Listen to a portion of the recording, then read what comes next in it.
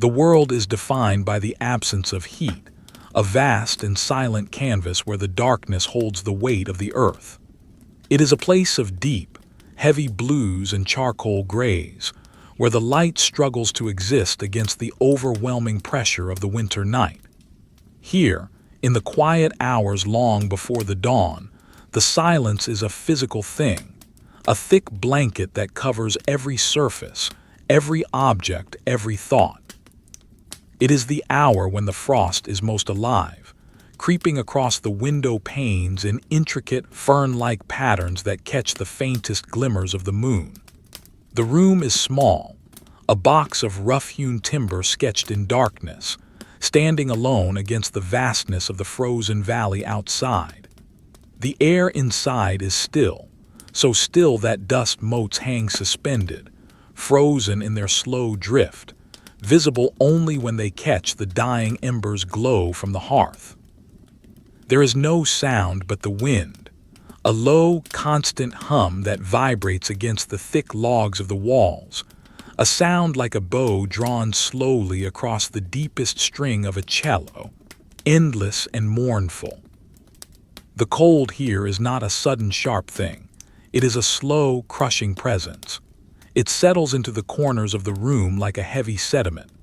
It presses against the wooden door, seeking the smallest crack, the tiniest imperfection in the chinking to slip through and claim the space.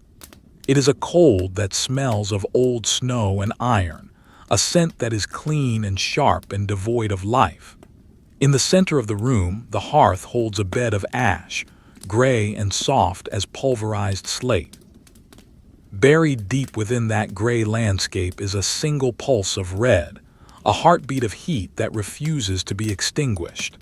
It casts a weak, smudged light onto the floorboards, painting them in hues of burnt umber and fading orange, a soft pastel stroke on a surface of deep, dark paper. The light does not reach the corners. The corners belong to the shadows, deep and impenetrable, where the darkness is thick enough to touch. A figure lies beneath a mound of heavy wool blankets. The wool is coarse, woven from the fleece of sheep that have known only this cold, their coats thick and oily and smelling of the lanolin that repels the damp.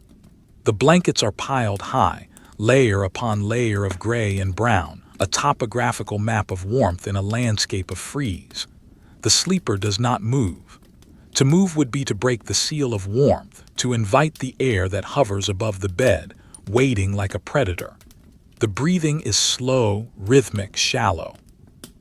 Each exhale is a small cloud, a ghost of white vapor that rises and dissipates into the dark blue air of the room. It is the only movement in the stillness, a testament to the persistence of life in a place that seems designed for stone and ice. The transition from sleep to wakefulness is not a sudden jump, but a slow, reluctant drift. It is like rising from the bottom of a deep, dark lake, the pressure lessening inch by inch until the surface is broken. The eyes open, adjusting to the gloom. There is no urgency. There is only the knowledge of the task, the ancient, repetitive duty that awaits. The water must be carried. The buckets must be filled. The path must be walked. It is a truth as solid and unchangeable as the mountains that loom unseen in the dark outside. The sleeper shifts, the wool scratching softly against itself, a dry, fibrous sound that seems loud in the quiet. One hand emerges from the cocoon of blankets. The skin is pale, roughened by years of wind and work, the knuckles swollen, the fingernails trimmed short. The air seizes the hand immediately, wrapping it in a glove of chill. The hand reaches out, groping in the semi-darkness for the small iron box of matches on the bedside table. The wood of the table is cold, smooth as glass, polished by years of touch. The match strikes. The sound is a sharp tear in the silence, followed by the hiss of sulfur. The flare is blinding for a second, a sudden explosion of yellow and white that throws long, dancing shadows against the walls. The shadows look like charcoal sketches, hasty and blurred, stretching and contracting with the flicker of the flame. The hand brings the match to the wick of a lantern. The wick, black and charred from the night before, catches the fire. A small, blue-based flame grows, turning yellow at its peak. The glass chimney is lowered and the light steadies, becoming a warm, golden sphere that pushes back the blue shadows, creating a circle of visibility. This light is soft, textured, illuminating the grain of the wood walls, the rough texture of the floor, the heavy beams of the ceiling. It reveals the room in the style of an old drawing, where the edges are soft and the colors are muted, blending into the surrounding darkness. The figure sits up. The blankets fall away, heavy and stiff. The cold air rushes in to embrace the body, settling on the shoulders, the back, the chest. It is a shock that never dulls, a reminder of the fragility of warmth. The water carrier swings legs over the side of the bed. Feet touch the floorboards. The wood is freezing, leaching the heat from the soles of the feet instantly. There is a pause, a moment to brace against the temperature, to summon the will to stand. The body is wrapped in a thick undershirt of linen, yellowed with age, soft and worn thin in places. Over this, the dressing begins. It is a ritual performed thousands of times, a sequence of movements that requires no thought, only muscle memory. First, the heavy woolen trousers. They are dark gray, the color of storm clouds, thick and scratchy. They are pulled up, buttoned with clumsy, cold fingers. The buttons are made of bone, smooth and round, cold to the touch. Next, the socks, 2 pairs. The first is thin, knitted from fine wool. The second is thick, bulky, rising up to the calf. The wool is dense, designed to trap air, to create a barrier between the flesh and the ice. The water carrier pulls them on slowly, adjusting the heels, smoothing out any wrinkles. A wrinkle in the sock can become a blister, and a blister on the ice is a danger. Every adjustment is deliberate.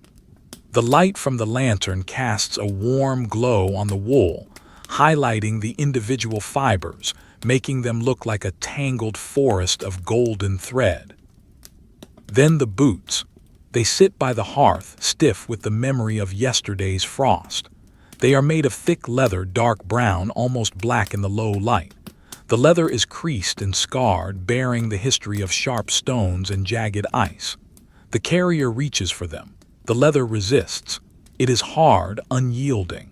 The foot must be forced inside, pushing against the stiff material until the heel slides into place with a dull thud. The laces are leather thongs, brittle with cold. The fingers work them, threading them through the brass eyelets, pulling them tight. The tension must be perfect, tight enough to support the ankle on uneven ground, loose enough to allow the blood to flow. The tying of the knot is a slow, careful operation. The loops are pulled, the ends tucked in. The boots are heavy, weighing down the feet, anchoring the carrier to the floor. Standing up, the floorboards creak, a low groan of wood under weight. The room seems to tilt slightly with the movement, the shadows swaying. The carrier moves to the heavy wooden chair where the outer layers wait. A tunic of thick felt, dyed a deep indigo that looks black in the shadows. It goes over the head, falling to the knees, heavy and bell-shaped. A belt of thick leather is cinched around the waist, pulling the heavy fabric close to the body to trap the heat. Then, the coat. It is a massive garment lined with sheepskin, the collar high and stiff. The outside is canvas, waxed and oiled to repel water, stiff as a board. Putting it on is like stepping into a fortress. The sleeves are long, covering the hands.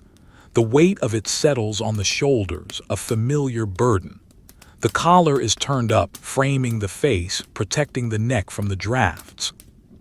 The carrier walks to the corner of the room where the tools of the trade reside. The yoke. It hangs on a wooden peg driven into the wall. It is a curved piece of ash wood, carved by hand, shaped to fit the slope of human shoulders. It is smooth, polished by the friction of cloth and sweat and time to a deep honey-colored sheen. In the lantern light it glows softly, the grain flowing like water along its length. At each end of the yoke hang chains, iron links that are dark and pitted with rust. They clink softly as the carrier lifts the yoke from the peg. The sound is metallic, sharp, ringing briefly before being swallowed by the heavy wool of the coat. The yoke is placed across the shoulders. It settles into the groove it has worn into the padding of the coat over the years. It fits perfectly. It is a part of the body, an extension of the spine. Below the yoke on the floor sit the buckets, 2 of them. They are made of oak staves bound with iron hoops. The wood is dark, almost black from constant saturation. The iron hoops are thick, rusted in places, silvered in others where they rub against the legs. The buckets are empty now, but they still hold the memory of weight. They are wide at the bottom, tapering slightly at the top. The handles are ropes of twisted hemp, thick as a thumb, looped through iron eyes.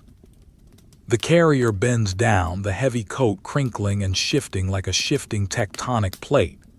The chains from the yoke are hooked onto the rope handles. The connection is made. The carrier straightens. The buckets lift from the floor, swinging slightly, their weight pulling down on the shoulders, pulling the spine straight. The balance is tested. A slight shift to the left, a slight shift to the right. The yoke pivots on the neck. The buckets sway, pendulums of wood and iron. The preparation is complete. The carrier stands in the center of the room, a breathing statue of wool and leather and wood. The breath comes in white puffs, illuminated by the lantern light, rising and vanishing. The room is still cold. The single ember in the fireplace has faded to a dull, dark red, barely visible beneath the gray ash. The warmth of the bed is a distant memory. The reality is the weight of the yoke and the anticipation of the ice. The carrier turns toward the door. The boots strike the floor with a heavy, rhythmic cadence. Thud, thud, thud. The sound is muffled by the thick socks and the density of the wood, but it vibrates through the small space. The hand, now covered in a thick woolen mitten, reaches for the latch. The latch is iron, forged in a simple shape. It is frosted over, a layer of white crystals covering the black metal. The mitten brushes the frost away, the crystals falling like snow to the floor. The thumb presses the latch. The mechanism resists, frozen in place. A steady pressure is applied. The metal groans, a high-pitched protest against the movement. The latch lifts. The door is unbarred. The carrier pulls. The door sticks in the frame, the wood swollen with damp and frozen tight.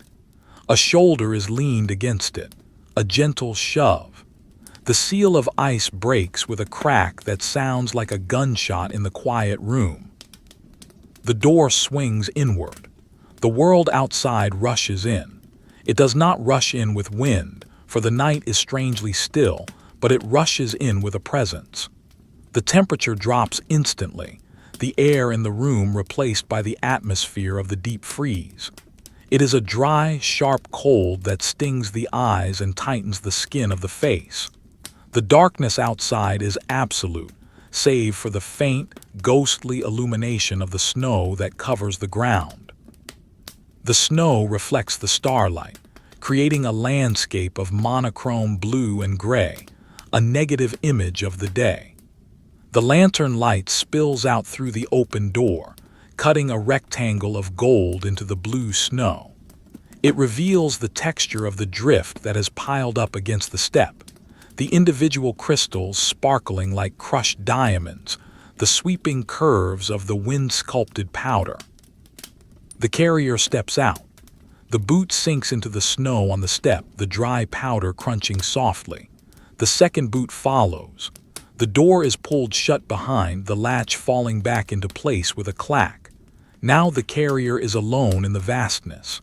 The village, if it can be called that, is a collection of shadows, dark shapes of other cabins, their roofs laden with thick blankets of snow, their windows dark and lifeless. No one else is awake. The silence is profound. It is not just a lack of noise. It is a heavy, pressing blanket that smothers the world. The mountains that surround the valley are invisible in the dark, but their presence is felt, a massive wall of stone that blocks out the lower stars, leaving only the zenith open to the cosmos. The path to the water source is a narrow track beaten into the snow. It winds between the cabins down a gentle slope towards the frozen river. The carrier begins to walk. The pace is slow, deliberate. It has to be. The ground is treacherous. Beneath the fresh layer of powder lies the old ice, hard and slick as polished glass. Every step is a calculation. The heel strikes first, digging in, then the weight rolls forward to the toe. The knees are kept slightly bent, the center of gravity low. The buckets swing gently at the sides, their movement counteracting the sway of the body. The yoke creaks softly against the coat, a rhythmic accompaniment to the crunch of the boots. Creak, crunch, creak, crunch. The air is thin and crisp. It tastes of nothing, pure, distilled cold. It enters the lungs and chills the chest from the inside out. The carrier breathes through the nose, the hairs inside the nostrils freezing instantly, stiffening with each inhalation. The breath out creates a cloud that hangs in the still air for a moment before drifting behind, a trail of white markers showing the path taken. The lantern, held in the left hand, swings in a small arc. The light sweeps across the snow, revealing the texture of the surface. It is not smooth. It is rippled, scarred by the wind, pitted by falling icicles. There are tracks of small animals, a hare, a fox, faint impressions that cross the path and disappear into the darkness. They are the only signs of other life, fleeting and ghostly. The darkness is textured. It is not a flat black. It is composed of layers of deep blue, of slate gray, of indigo. The shadows cast by the cabins are long and sharp, stretching across the snow like spilled ink. The lantern light catches the edges of things, the corner of a roof, the post of a fence, the branch of a dead tree poking through the snow. These objects appear as sketches in charcoal and chalk, rough and impressionistic against the dark paper of the night. The light is warm, amber-colored, struggling against the overwhelming coolness of the environment. It does not push the darkness back far. It merely holds it at bay, creating a small bubble of existence in the void. The weight of the buckets is constant. They are empty now, but the wood and iron are heavy enough. They bump gently against the padded coat, a dull, thumping rhythm. The chains rattle with a tinny sound that travels far in the thin air. The carrier adjusts the yoke, shrugging the shoulders slightly to shift the pressure points. The wood presses down, a solid bar of responsibility. There is no complaint. There is only the walk. The path slopes downward now. The descent is more dangerous than the flat. Gravity pulls at the boots, urging a slip, a slide. The muscles in the legs tighten, fighting to maintain control. The toes grip inside the boots. The eyes scan the ground, reading the nuances of the snow. The darker patches that mean ice, the whiter patches that mean deep powder.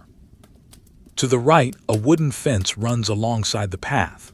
The posts are old, weathered gray, leaning at odd angles. They are capped with tall hats of snow, precarious and comical. Between the posts, the rails are sagging, burdened by the weight of the winter. The wood is textured with deep cracks and fissures, the grain raised and hardened. In the lantern light, the wood looks like the skin of an ancient reptile, scaled and rough. The carrier runs a gloved hand along the top rail as they pass. The snow brushes off, light as dust, revealing the frozen wood beneath. It is a brief contact, a momentary connection with the static world. The wind picks up slightly. It is not a gale, just a breath from the mountain, a shifting of the air masses. It stirs the snow on the ground, sending small swirls of white powder dancing across the path. They look like smoke, like mist, curling around the boots of the carrier. The wind carries a sound, the cracking of the ice on the river. It is a deep, resonant boom, like distant thunder or the breaking of a massive timber. It echoes off the valley walls, a lonely, powerful sound that speaks of the immense forces at work beneath the frozen surface. The river is alive, restless under its armor of ice. It is the destination. The carrier continues the descent. The rhythm is hypnotic. Step, crunch, breath, step, crunch, breath. The mind empties of thought. There is no past, no future. There is only this step, this patch of snow, this sensation of cold. The cold is not an enemy, it is the environment. It is the medium through which the carrier moves, like a fish moves through water. It surrounds, it permeates, it defines. The layers of wool and leather are the only defense, the only separation between the warm blood and the freezing air. The carrier can feel the cold seeking entry at the wrists, at the neck, at the ankles. It probes, it waits. The lantern flickers. The oil is low, or perhaps the wick needs trimming. The light dips for a moment, the shadows leaping forward, eager to reclaim the space. Then the flame steadies and the shadows retreat, sullen and heavy. The light reveals a patch of ice on the path, a sheet of sheer glaze hidden beneath a dusting of snow. The boot finds it. The grip is lost. The foot slides forward, fast and uncontrolled. The carrier's body jerks, the arms flying out to balance. The buckets swing wildly, clanging against each other with a loud, discordant crash. The chains snap tight. The yoke digs into the neck. For a heartbeat, the carrier is suspended between balance and fall. The muscles of the core lock. The other foot digs in, finding purchase in the snow. The slide stops. The body stabilizes. The carrier stands still, breathing hard, the white clouds of breath coming faster now, pumping into the dark air. The heart beats a heavy rhythm against the ribs. The silence rushes back in, swallowing the sound of the clanging buckets. The mountains watch, impassive. The ice waits. The carrier takes a moment to reset the yoke, to calm the swinging buckets. The hands grip the rope handles, stilling them. The journey resumes, slower now, more cautious. The path levels out. The river is near. The sound of the water moving beneath the ice becomes audible, a low gurgling, a murmuring of liquid against stone. It is the voice of the valley, buried but not silenced. The air here is damper, heavier. The moisture from the river, even through the ice, seeps into the atmosphere, creating a raw, biting chill that cuts deeper than the dry cold of the higher ground. The trees here are different, willows and birches, their branches bare and black, reaching up like skeletal fingers against the dark sky. They are coated in hoarfrost, thick layers of white crystals that make them look like lace, delicate and fragile in the lantern light. The carrier approaches the riverbank. The snow here is deep, drifted by the wind that blows down the channel. The path is a trench cut through the whiteness. The lantern illuminates the final destination, the hole in the ice. It is a dark circle in the expanse of gray-white, a black eye looking up at the sky. It is the only access to the water, kept open by daily effort, by the constant breaking of the new ice that forms overnight. Around the hole, the ice is stained dark with splashed water that has frozen instantly, creating a slick, uneven surface that shines like obsidian in the amber light. The carrier stops at the edge of the river.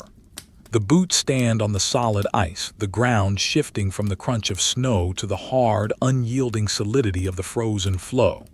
The buckets are lowered to the ice. They make a hollow, scraping sound as they touch down. The yoke is lifted from the shoulders. The weight is gone, leaving a phantom sensation of pressure on the trapezius muscles. The carrier stretches the neck, rolling the head from side to side. The vertebrae crack, a sound like dry twigs snapping. The breath is a steady plume of steam. The work is about to begin. The river flows silently beneath the boots, a dark, cold vein of life in a dead world. The carrier looks down at the black water swirling sluggishly in the hole. It is thick, heavy, almost oily in appearance. It reflects the lantern light, a single, wavering star in the abyss. The cold radiates up from the ice, penetrating the thick soles of the boots, creeping into the toes. The carrier picks up the iron braking bar that lies by the hole, its metal handle coated in a rime of frost. The night is at its deepest point. The water waits. The wind sighs through the frozen reeds at the river's edge, a sound like dry paper rubbing together. The carrier grips the cold iron of the bar. The gloves creak. The preparation is over. The extraction begins. The world is blue and gray and silent, save for the heavy breathing of the one who carries the water. The iron bar is heavy in the hands, a cold, dead weight that pulls the arms downward. It is a simple tool, forged long ago from metal that has grown dark and pitted with age. The surface of the iron is rough, textured like the bark of a fossilized tree, and it absorbs the cold from the air, concentrating it into a dense, freezing core. Through the thick wool of the mittens, the chill of the metal seeps into the palms, a slow, creeping numbness that is familiar and inevitable. The carrier stands motionless on the river ice, looking down at the hole. The hole is not truly open. In the hours since the last visit, the river has worked to heal the breach. A skin of new ice has formed across the dark circle, a pane of frozen glass that seals the water away from the air. This new ice is clear, perfect, unblemished by the wind or snow. It acts as a window into the depths, though the depths are nothing but a swirling, murky blackness that swallows the light. The lantern, set on the ice a few feet away, casts a low, raking light across the surface. It illuminates the new ice, catching the trapped bubbles of air frozen within it. These bubbles look like suspended pearls, tiny spheres of white caught in the act of rising. The light also catches the edges of the older, thicker ice that surrounds the hole. This ice is white, opaque, built up layer upon layer like the rings of a tree. It is rough, jagged where it was chipped away yesterday, smoothing out into the vast, flat plain of the river. The contrast is sharp, the rough, white border and the smooth, black center. It is a study in textures, a drawing in charcoal and chalk on a sheet of dark blue paper. The shadows stretch long and thin from the carrier's boots, merging with the greater darkness that hovers just beyond the reach of the lantern's glow. The carrier breathes. The cloud of vapor is thick, obscuring the view of the feet for a moment before drifting sideways in the sluggish air. The preparation is mental as much as physical. The muscles of the back and shoulders tighten. The grip on the iron bar firms. The bar is lifted. It rises slowly, the metal cutting a dark vertical line through the seam. The movement is not fast. There is no need for speed here. It is a controlled elevation, a gathering of potential energy. At the apex of the lift, the bar hangs for a second, suspended against the backdrop of the stars, a silhouette of industry against the infinite. Then it descends. The strike is precise. The heavy, chisel-shaped tip of the bar meets the center of the new ice. There is a sound, sharp and crystalline, crack like the snapping of a dry bone or the breaking of fine china. The sound is startlingly loud in the immense silence of the valley. It travels outward, echoing faintly off the frozen banks, a brief disturbance in the quiet. The ice shatters. The perfect pane of glass fractures into a spiderweb of white lines, radiating outward from the point of impact. The dark water beneath surges up through the cracks, black blood welling from a wound. The water is hungry for the air, pushing against the broken shards, reclaiming the space. The carrier lifts the bar again. The second strike is duller, a wet thud as the iron punches through the fractured ice and plunges into the water. A splash of freezing liquid erupts, droplets flying up to freeze instantly in the air, falling back as tiny pellets of hail. The water swirls, agitated, rocking the shards of broken ice. The bar is used now as a pestle, grinding the larger pieces of ice into slush, pushing them down into the current to be carried away under the solid shelf of the river. The motion is rhythmic. Lift, plunge, grind. Lift, plunge, grind. The water churns dark and heavy, swirling with the gray slush. It is a soup of freezing temperatures, a mixture that would stop the heart in minutes. The smell of the river rises with the exposure of the water. It is a mineral scent, cold and wet, smelling of mud and decaying leaves trapped in the silt, of wet stone and deep, sunless places. It mixes with the smell of the burning oil from the lantern, creating a unique olfactory signature of the task. The carrier works steadily, clearing the hole until it is a circle of open, black water, bobbing with only a few stray islands of ice. The water looks thick, viscous, like oil or molasses.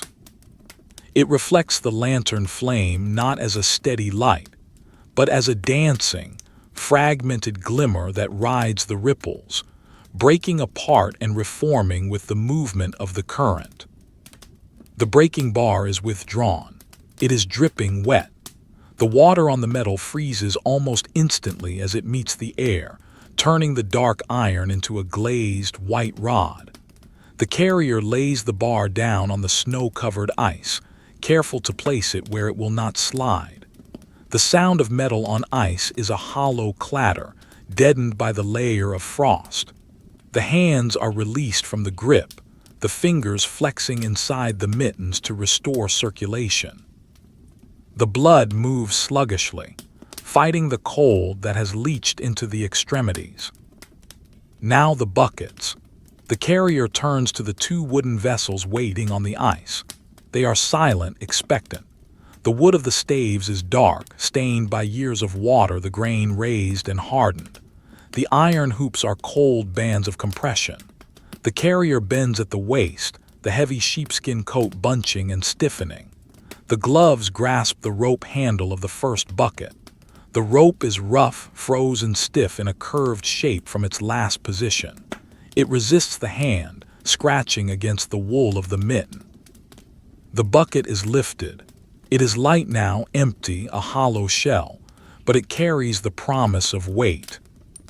The carrier steps to the edge of the open hole. The boots are placed carefully, finding a stable stance on the slick ice that surrounds the opening. A slip here means a plunge into the black water, a mistake that leaves no room for correction. The balance is found. The center of gravity is lowered. The bucket is swung out over the dark circle. For a moment, it hovers, a wooden moon eclipsing the reflected light in the water. Then it is lowered. The bottom of the bucket touches the surface. There is a soft slap, the sound of wood meeting water. The bucket floats for a second, buoyant, resisting the submersion. The carrier pushes down on the rope. The water rushes over the rim. Glug, glug, glug. The sound is deep and throaty, the air escaping from the bucket in large bubbles that burst on the surface. The water floods in, cold and heavy, claiming the interior of the vessel. The bucket sinks, the buoyancy replaced by mass. The rope goes taut in the hand, the weight transferring instantly to the arm, the shoulder, the back. It is a sudden, heavy drag, as if the river itself has grabbed the bucket and is pulling it down toward the bottom.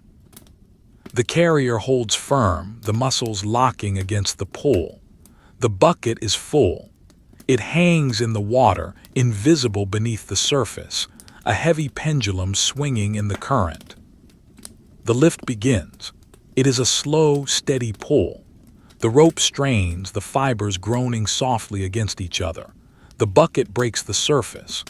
Water cascades from the sides, sheets of liquid silver in the lantern light splashing back into the hole with a chaotic drumming noise. The sound is wet and heavy, a cacophony of drops and streams. The bucket rises, heavy and dripping, emerging from the deep like a retrieved treasure. The water inside is black and still, topped with a thin layer of foam. It is level with the rim, trembling with the movement but not spilling. The carrier swings the bucket away from the hole, pivoting the body with a slow, deliberate rotation. The boot heels grind into the ice. The bucket is set down on the solid ice. Thud. The sound is solid, heavy.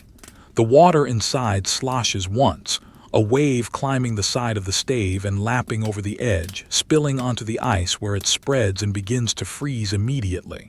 The carrier releases the rope.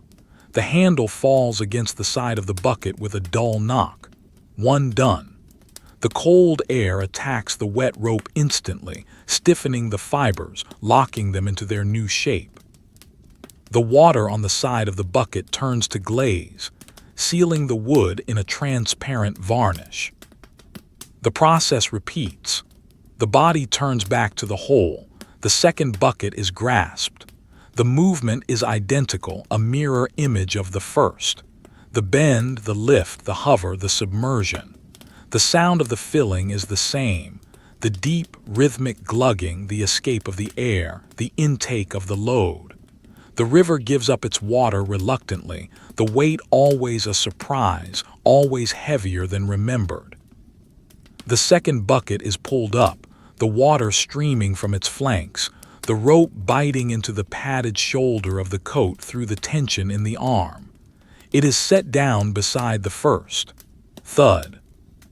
Now two heavy cylinders of oak and iron stand on the ice.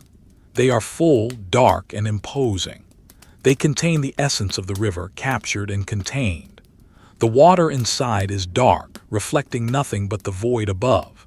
The steam rises from the buckets, faint wisps of vapor that curl and twist in the cold air. The water is warmer than the air, though only by a few degrees, but it is enough to create this ghostly fog. The steam smells of the deep earth, a faint metallic tang. The carrier stands between the buckets, looking down at the work.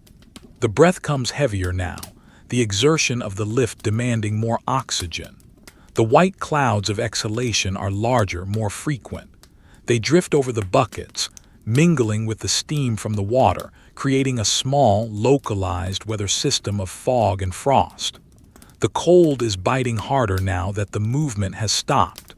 It settles on the sweat that has formed beneath the layers of wool, chilling the skin. It presses against the face, numbing the nose and the cheeks. The eyes water and the tears freeze in the corners, turning into tiny, uncomfortable crystals. The yoke must be donned again. The carrier reaches for the curved ash wood that lies on the coat where it had been resting during the filling.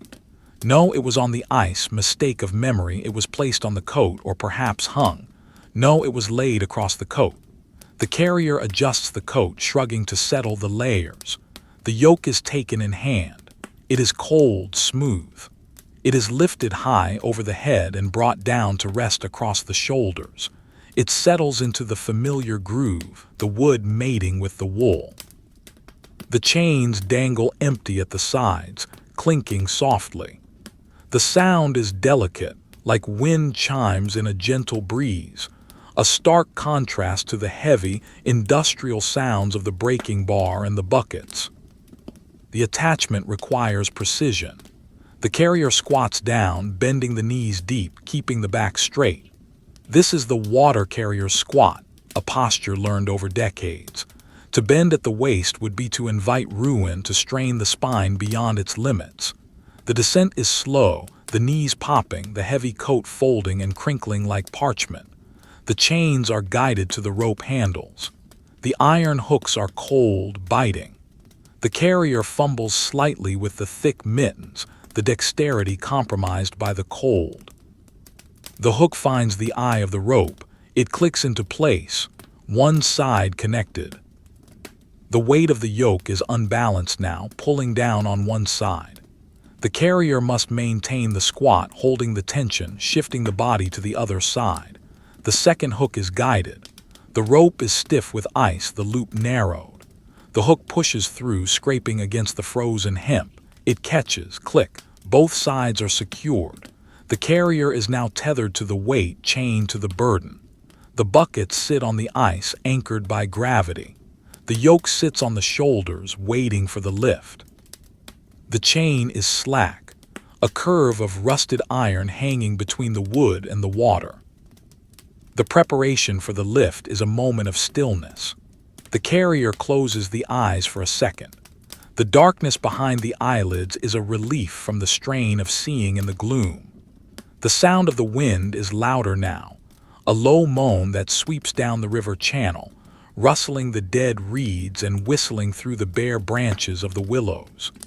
The ice beneath the boots feels solid, but the knowledge of the black water rushing just inches below is a constant presence.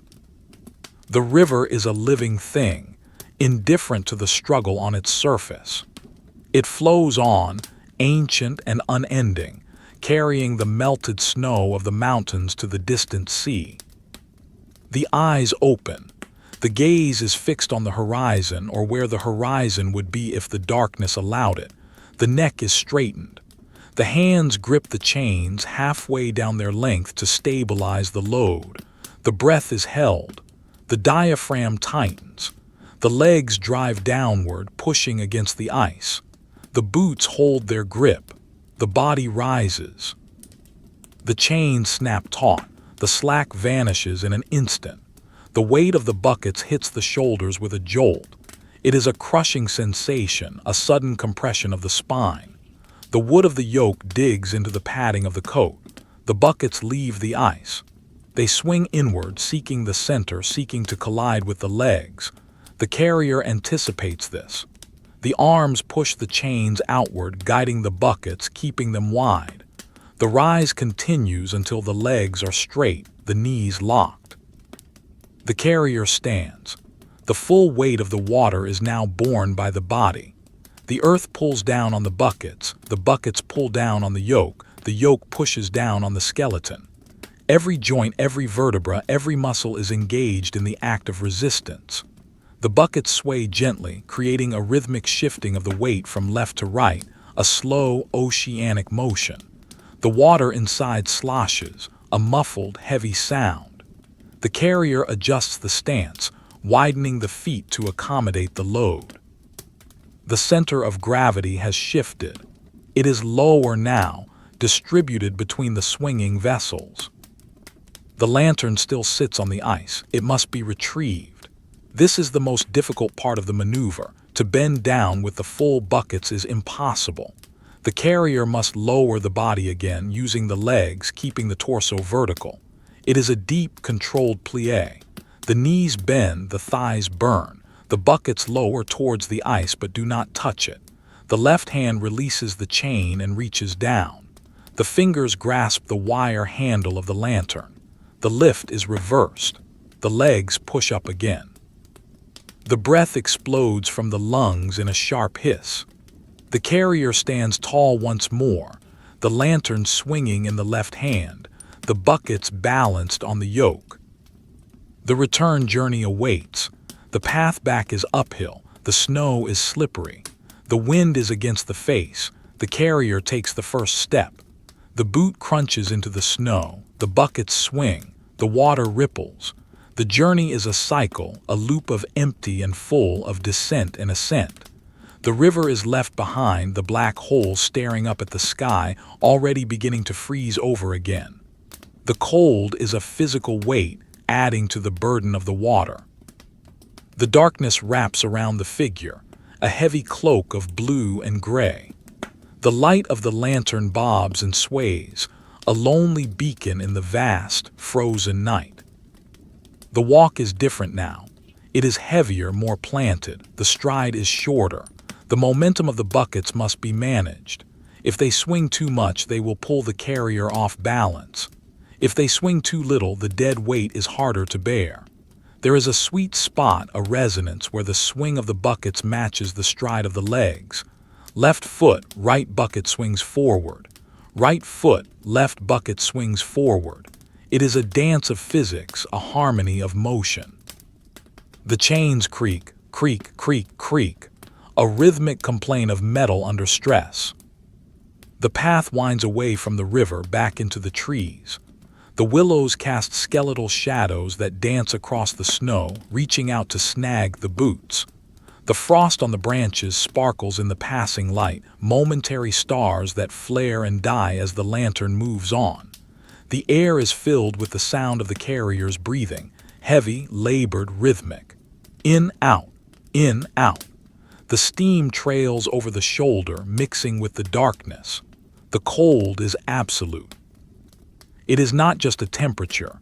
It is a presence, a force that seeks to stop all movement, to freeze all life into stillness. The carrier moves against it, a slow, stubborn defiance. The slope begins. The muscles of the thighs take the strain. The toes dig into the boot soles, the heels bite into the snow. The weight pulls backward, trying to drag the carrier back down to the river. The body leans forward, counteracting the pull. The angle is steep. The snow is slick. The eyes scan the ground, looking for the footholds used on the way down, the divots in the snow that offer a fraction more grip. The light is dim, the shadows deceptive. A patch of shadow might be a hole, or a rock, or just a trick of the light. The silence of the woods is deep. There is no sound of birds, no rustle of animals. The winter has driven everything into hiding, into sleep, into death. Only the water carrier moves, a solitary figure engaged in the fundamental task of survival. The buckets are the only reality. The water is the only truth. The cold is the only companion. The world is reduced to the next step, the next breath, the next creak of the chain. The mind retreats into a trance, a state of suspension where time loses its meaning. There is only the rhythm, the eternal, heavy rhythm of the carry. The path curves to the left, following the contour of the land. The fence line reappears, the leaning posts standing like silent sentinels. The snow piled on the rails looks like thick wool, soft and inviting but deceptive. To touch it would be to freeze. The carrier walks close to the fence, using it as a guide, a visual anchor in the sea of white and gray. The wood of the fence is dark, striated with age, beautiful in its decay. The lantern light washes over it, revealing the knots and the grain, the texture of time. The buckets are heavy, the shoulders ache, the straps of the heavy coat dig in, compressing the layers of wool. The blood flow to the arms is restricted, the fingers tingling with the cold and the pressure, but the grip does not falter. The hands are claws locked onto the chains and the lantern. The will is stronger than the discomfort. The water must be delivered. The fire must be fed. The life must be sustained. It is the law of the winter. The wind shifts again, blowing the snow from the trees. A fine powder drifts down, dusting the carrier's shoulders, the rim of the buckets, the dark surface of the water. The snow does not melt. It sits on the water, floating for a moment before being absorbed. The water is approaching the freezing point. A thin film of slush begins to form on the surface, a delicate skin that breaks and reforms with the sloshing of the liquid. The race is against the ice. The water must be brought home before it turns back into stone. The carrier plods on. The pace is slow, hypnotic. The crunch of the snow is a metronome. Crunch, pause, crunch, pause. The shadows lengthen and short and lengthen and short. The world is a vintage drawing, a moving illustration of endurance. The darkness is the paper, the light is the pencil, the cold is the artist. The story is written in the tracks left behind, two parallel lines of footprints and the occasional drip of water that freezes into a tiny, clear bead on the snow. The climb continues. The destination is still hidden in the dark, but the direction is known. The ascent is the penance for the water. The weight is the price of the life. The night watches, indifferent and vast. The ascent is a conversation between the body and the earth, a dialogue spoken in the language of friction and gravity. The path rises steeply here, a white ribbon threading its way through the dark architecture of the forest. The trees, ancient sentinels of pine and fir, lean in from the sides, their branches heavy with the accumulated snow of the season. They form a tunnel, a vaulted ceiling of needles and ice that blocks out the faint starlight, leaving only the pool of the lantern to guide the way. The light is a warm, mobile island in a sea of deep indigo and charcoal. It washes over the snow, revealing the microscopic landscape of the path, the tiny ridges left by the wind, the delicate crystalline structures of the frost that have grown on every exposed surface. The snow here is not soft. It is packed hard by the passage of feet, polished by the wind, a surface that offers little purchase to the searching sole of the boot. The carrier moves with a slowness that defies the passage of time. Each step is a separate event, a calculated maneuver against the pull of the slope. The right foot lifts, heavy with the boot and the accumulation of snow on the leather. It hovers for a fraction of a second, the muscles of the thigh trembling slightly under the load. The boot descends, the heel striking first, digging into the hardpack with a dull, crunching sound. The weight of the body, amplified by the heavy buckets, rolls forward onto the ball of the foot. The toes grip, seeking traction. The leather of the boot creases, stiff and cold, biting into the top of the foot. There is a moment of suspension, a breathless instant where the grip holds, and then the left foot is released from its anchor, swinging forward to repeat the cycle. The yoke is a living pressure across the shoulders. The ash wood, smooth and hard, presses down through the layers of the sheepskin coat, through the indigo felt tunic, through the linen undershirt, finding the bones beneath. It is a dull, constant ache, a reminder of the burden that anchors the carrier to the ground. The padding of the coat is compressed to its limit, the wool fibers crushed flat, offering no cushion against the wood. The carrier can feel the grain of the wood, the slight curve of the arch, the places where it has worn smooth over the years. It is a familiar pain, a sensation that has become so integrated into the experience of the walk that it is almost unnoticed, a background static in the nervous system. The buckets swing with a heavy, fluid rhythm. They are pendulums of oak and water, their movement dictated by the stride of the carrier.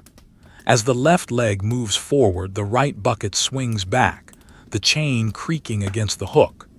As the right leg plants, the bucket swings forward, its momentum pulling at the yoke, urging the body to twist. The carrier resists this urge, keeping the core rigid, the spine straight. The muscles of the abdomen and lower back are locked in a permanent contraction, a girdle of strength that protects the vertebrae from the crushing weight. The water inside the buckets is silent now, its sloshing dampened by the depth of the liquid and the steadiness of the pace. It is a dark, heavy mass, shifting its center of gravity with every step, a liquid passenger that demands constant attention. The air in the tunnel of trees is still and cold, protected from the wind that scours the open riverbed. It is a deep, resonant cold, a stillness that amplifies the sound of the breath. Inhale. The air rushes through the nostrils, sharp and biting, freezing the moisture in the nose, stiffening the fine hairs. It travels down the throat, a column of ice that cools the chest from the inside. Exhale. The breath leaves the body in a thick, white plume, a cloud of warmth that is instantly attacked by the cold. It swirls in the lantern light, a chaotic turbulence of vapor that condenses on the collar of the coat, on the wool of the scarf, turning into a fine dusting of frost. The carrier's face is framed by this frost, the eyelashes heavy with white, the eyebrows coated in ice. To the left of the path, the ground falls away into a shallow ravine. The darkness there is absolute, a pool of black ink that swallows the light. To the right, the bank rises steeply, a wall of snow and rock and tree roots. The roots snake out from the earth, black and twisted, like the veins of the mountain exposed to the air. They are covered in patches of green lichen that have frozen into brittle gray scales. The lantern light catches the texture of the bark, the roughness of the stone, the smooth curves of the snowdrifts that have piled up against the obstacles. The colors are muted, desaturated, sepia, slate, umber, and the ubiquitous deep blue of the shadows. The carrier passes an old stump, the remains of a tree that fell long ago. It is a massive thing, its top jagged and splintered, capped with a perfect dome of snow. The wood is silver gray, weathered by decades of winter. On its side, a patch of fungus grows, shelf-like structures that are hard as stone, colored in bands of brown and cream. The light glides over it, highlighting the concentric rings, the velvet texture of the fungal growth. It is a still life in the middle of the dark woods, a moment of detailed beauty that exists only for the eyes of the carrier, only for this brief second of passing. The strain of the ascent begins to accumulate in the legs. The quadriceps burn, a slow, rising heat that contrasts with the freezing air. The lactic acid builds, a heaviness that turns the muscles to lead. The knees ache with the pressure of the lift. Every step is a squat, a lifting of the body and the water against the earth. The carrier does not stop. To stop would be to break the rhythm, to allow the cold to settle, to let the muscles stiffen. The momentum is the only thing that keeps the movement going. It is a trance, a hypnotic repetition of motion. Step, crunch, breathe, step, crunch, breathe. The mind detaches from the pain, floating somewhere above the body, watching the figure struggle up the hill. The path curves gently to the right, following the contour of the slope. The wind begins to find its way through the trees again, a low, moaning draft that stirs the branches overhead. A shower of snow falls from a high bough, landing on the path ahead with a soft whump. It is a pile of white powder, disrupting the smooth surface of the trail. The carrier navigates around it, the boots seeking the firm ground at the edge of the path. The change in trajectory causes the buckets to swing wider, the chains clattering loudly. The sound is sharp, metallic, a sudden intrusion into the organic silence of the woods. The carrier pauses for a microsecond, stabilizing the load with a shrug of the shoulders, then continues. The texture of the darkness changes as the path climbs higher. The trees thin out slightly, allowing more of the sky to be seen. The stars are hard, brilliant points of light, diamond chips set in a ceiling of black glass. They offer no warmth, only a cold, distant observation. The Milky Way is a faint smear of lighter gray, a ghostly river that mirrors the frozen one below. The light from the lantern seems smaller here, dwarfed by the expanse of the sky. It fights to illuminate the path, pushing back the shadows that crowd in from all sides. The shadows are long and distorted, stretching out behind the carrier, mimicking the movement of the legs dancing on the snow. The carrier's hands, encased in the thick wool mittens, are locked onto the chains. The grip is static, frozen. The fingers are numb, the sensation of touch dulled by the cold and the pressure. The wool of the mittens is stiff, coated in a layer of frost from the ambient moisture. The connection between the hand and the chain is mechanical, a hook of flesh and bone and wool. The cold of the iron travels through the mitten, a slow, creeping chill that seeks the bone. The carrier flexes the fingers inside the wool, a small, hidden movement to keep the blood flowing. The friction of the wool against the skin is a dry, scratchy sensation. The path grows steeper. The ground is uneven here, hidden rocks and roots lurking beneath the snow. The carrier's boot finds a stone, a rounded cobble that rolls slightly under the weight. The ankle twists, the balance is threatened. The body lurches to the left. The left bucket swings out, pulling hard. The right bucket swings in, threatening to strike the leg. The carrier reacts with the instinct of years. The core tightens, snapping the torso upright. The legs widen, the boots digging in, finding purchase on the edges of the soles. The slide is arrested. The carrier stands still, breathing hard, the heart hammering against the ribs. The steam from the breath comes in short, sharp bursts. The buckets sway, gradually slowing, the water inside settling back into calmness. The silence rushes back in, heavier than before. It presses against the ears, a physical weight. The only sound is the settling of the water and the creaking of the yoke as the carrier adjusts the stance. The recovery is slow. The adrenaline fades, leaving behind a cold sweat on the back. The journey must continue. The water cannot wait. The carrier pushes off, the boots grinding into the snow. The rhythm is re-established, but it is slower now, more cautious. Step, wait, step, wait. The fence line reappears on the right, a comforting presence. The rails are covered in a thick layer of hoarfrost, fragile crystals that grow outward like white fur. In the lantern light, they sparkle with a prismatic brilliance, flashing red and green and blue as the angle of the light changes. The wood beneath is black with rot, crumbling slowly back into the earth. The carrier walks close to the fence, the shoulder almost brushing the frost-covered rail. It is a guide, a boundary, a reminder that this path was made by hands, that others have walked here before. The wind picks up, blowing down the tunnel of the path. It carries the scent of pine resin and ozone, a clean, sharp smell. It pushes against the carrier's chest, a physical resistance that adds to the weight of the buckets. The coat flaps around the legs, the heavy canvas stiff and noisy. The cold finds the gaps in the clothing, the space between the scarf and the collar, the seam of the sleeve. It enters like a knife, sharp and precise. The carrier lowers the head, tucking the chin into the scarf, presenting the top of the hood to the wind. The field of vision narrows to the patch of snow immediately in front of the boots. The world becomes a study in textures.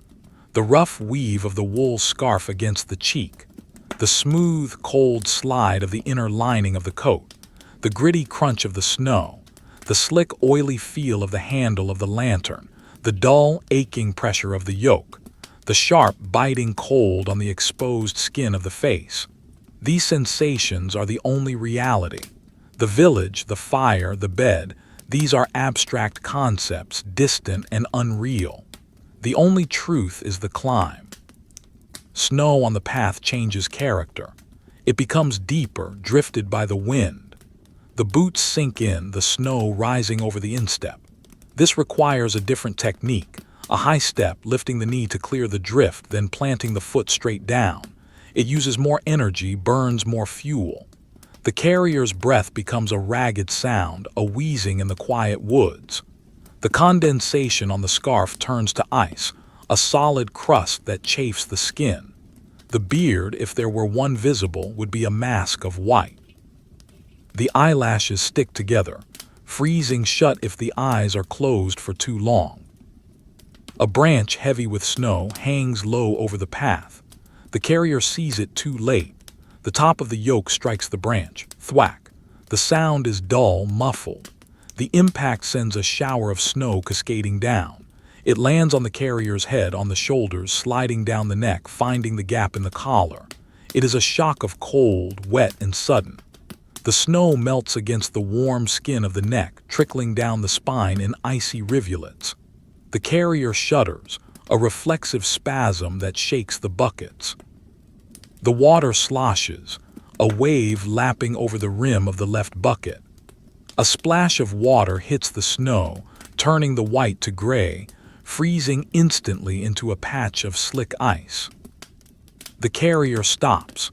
A pause is necessary, not to rest but to reset. The water lost is negligible, but the disruption to the rhythm is dangerous. The carrier stands under the dripping branch, the snow melting on the coat. The lantern is lowered to the ground, sitting on the snow, casting long, low shadows that stretch up the trunks of the trees. The carrier rotates the shoulders, trying to ease the bite of the yoke. The wood lifts slightly, allowing the blood to return to the compressed flesh. It is a moment of exquisite relief, followed immediately by the return of the pain as the weight settles back down. The chains clink. The breath slows, the clouds of vapor becoming less turbulent, drifting lazily up into the branches. The view from here is limited. The trees block the sight of the valley below and the peak above. It is a limbo, a space between places. The darkness is thick and palpable. The carrier looks at the bark of the nearest tree, a pine, its surface a puzzle of red-brown scales deeply fissured. In the cracks, tiny spiders or insects might be sleeping, frozen in suspended animation, waiting for a spring that seems impossibly distant. The resin oozes from a wound in the bark, a frozen tear of amber that catches the lantern light. It glows with an inner fire, a trapped memory of the summer sun. The pause cannot last. The cold is a predator that strikes when the prey is still. The carrier feels the chill seeping through the boots, through the layers of wool. The sweat on the body begins to cool, turning clammy and dangerous. To stay is to freeze. The movement generates the heat. The engine must be restarted. The carrier reaches down, the knees cracking, and lifts the lantern. The light swings up, revealing the path ahead. It rises steeply, disappearing into the dark. The first step after the pause is the hardest. The muscles have tightened. The joints are stiff. The will must override the body's desire to remain static. The carrier forces the right leg forward. The boot breaks the crust of the snow. The weight shifts. The yoke bites. The journey resumes. Step, crunch, breathe. Sound of the wind changes. It is no longer just a moan. It is a whistle, a high-pitched tone that vibrates through the needles of the pines. It suggests that the path is nearing a clearing, a place where the protection of the trees will be lost. The carrier knows this spot. It is the halfway point, a ridge where the wind blows unchecked from the glacier at the head of the valley. The anticipation of the wind adds a mental weight to the physical burden. The carrier braces the body, tightening the belt, pulling the coat closer. As the path climbs, the snow becomes drier, more powdery. It swirls around the boots like dry smoke, hissing as it moves. The sound is like sand shifting, a dry, abrasive whisper. The lantern light cuts a cone through the flying powder, illuminating the individual grains as they dance in the turbulence. They look like diamond dust, sharp and glittering. The carrier walks through this cloud of crystals, a figure dissolving into the static of the storm. The trees begin to recede. The tunnel opens up. The sky expands, a vast, oppressive dome of darkness. The wind strikes. It hits the carrier with a solid force, pushing against the buckets, trying to spin the body around. The coat billows, snapping loudly. The lantern swings wildly, the light strobing across the snow. The shadows jump and thrash, chaotic and disorienting. The carrier leans into the wind, the body angled forward at a precarious degree. The boots fight for grip. On the wind-scoured ice, that underlies the snow here. This is the Ridge of the Winds. It is a desolate place, stripped of vegetation, a spine of rock and ice that connects the lower forest to the upper plateau. The cold here is fierce, stripped of the insulating layer of the trees. It burns the skin, turning the cheeks white, the nose numb. The carrier narrows the eyes to slits, protecting them from the stinging ice crystals carried by the wind. The tears stream down the face, freezing on the cheeks, adding a layer of ice to the skin. The buckets act as sails, catching the wind. The carrier must fight to keep them close to the legs, using the arms to clamp the chains against the coat. The muscles of the forearms burn with the effort. The yoke twists on the shoulders, chafing the skin of the neck. It is a physical battle, a wrestling match with the invisible giant of the air. The progress is slow, measured in inches. Every step is a victory. Every breath is a struggle. The ground here is rocky, the snow blown away to reveal the bare stone. The boots ring against the rock, clack, clack, clack, a sharp, hard sound that is snatched away by the wind. The metal hoops of the buckets scrape against the stone as the wind pushes them sideways. Sparks fly, tiny orange pinpricks that vanish instantly. The sound of metal on stone is jarring, a harsh dissonance in the symphony of the wind. The carrier focuses on the lantern. It is the anchor.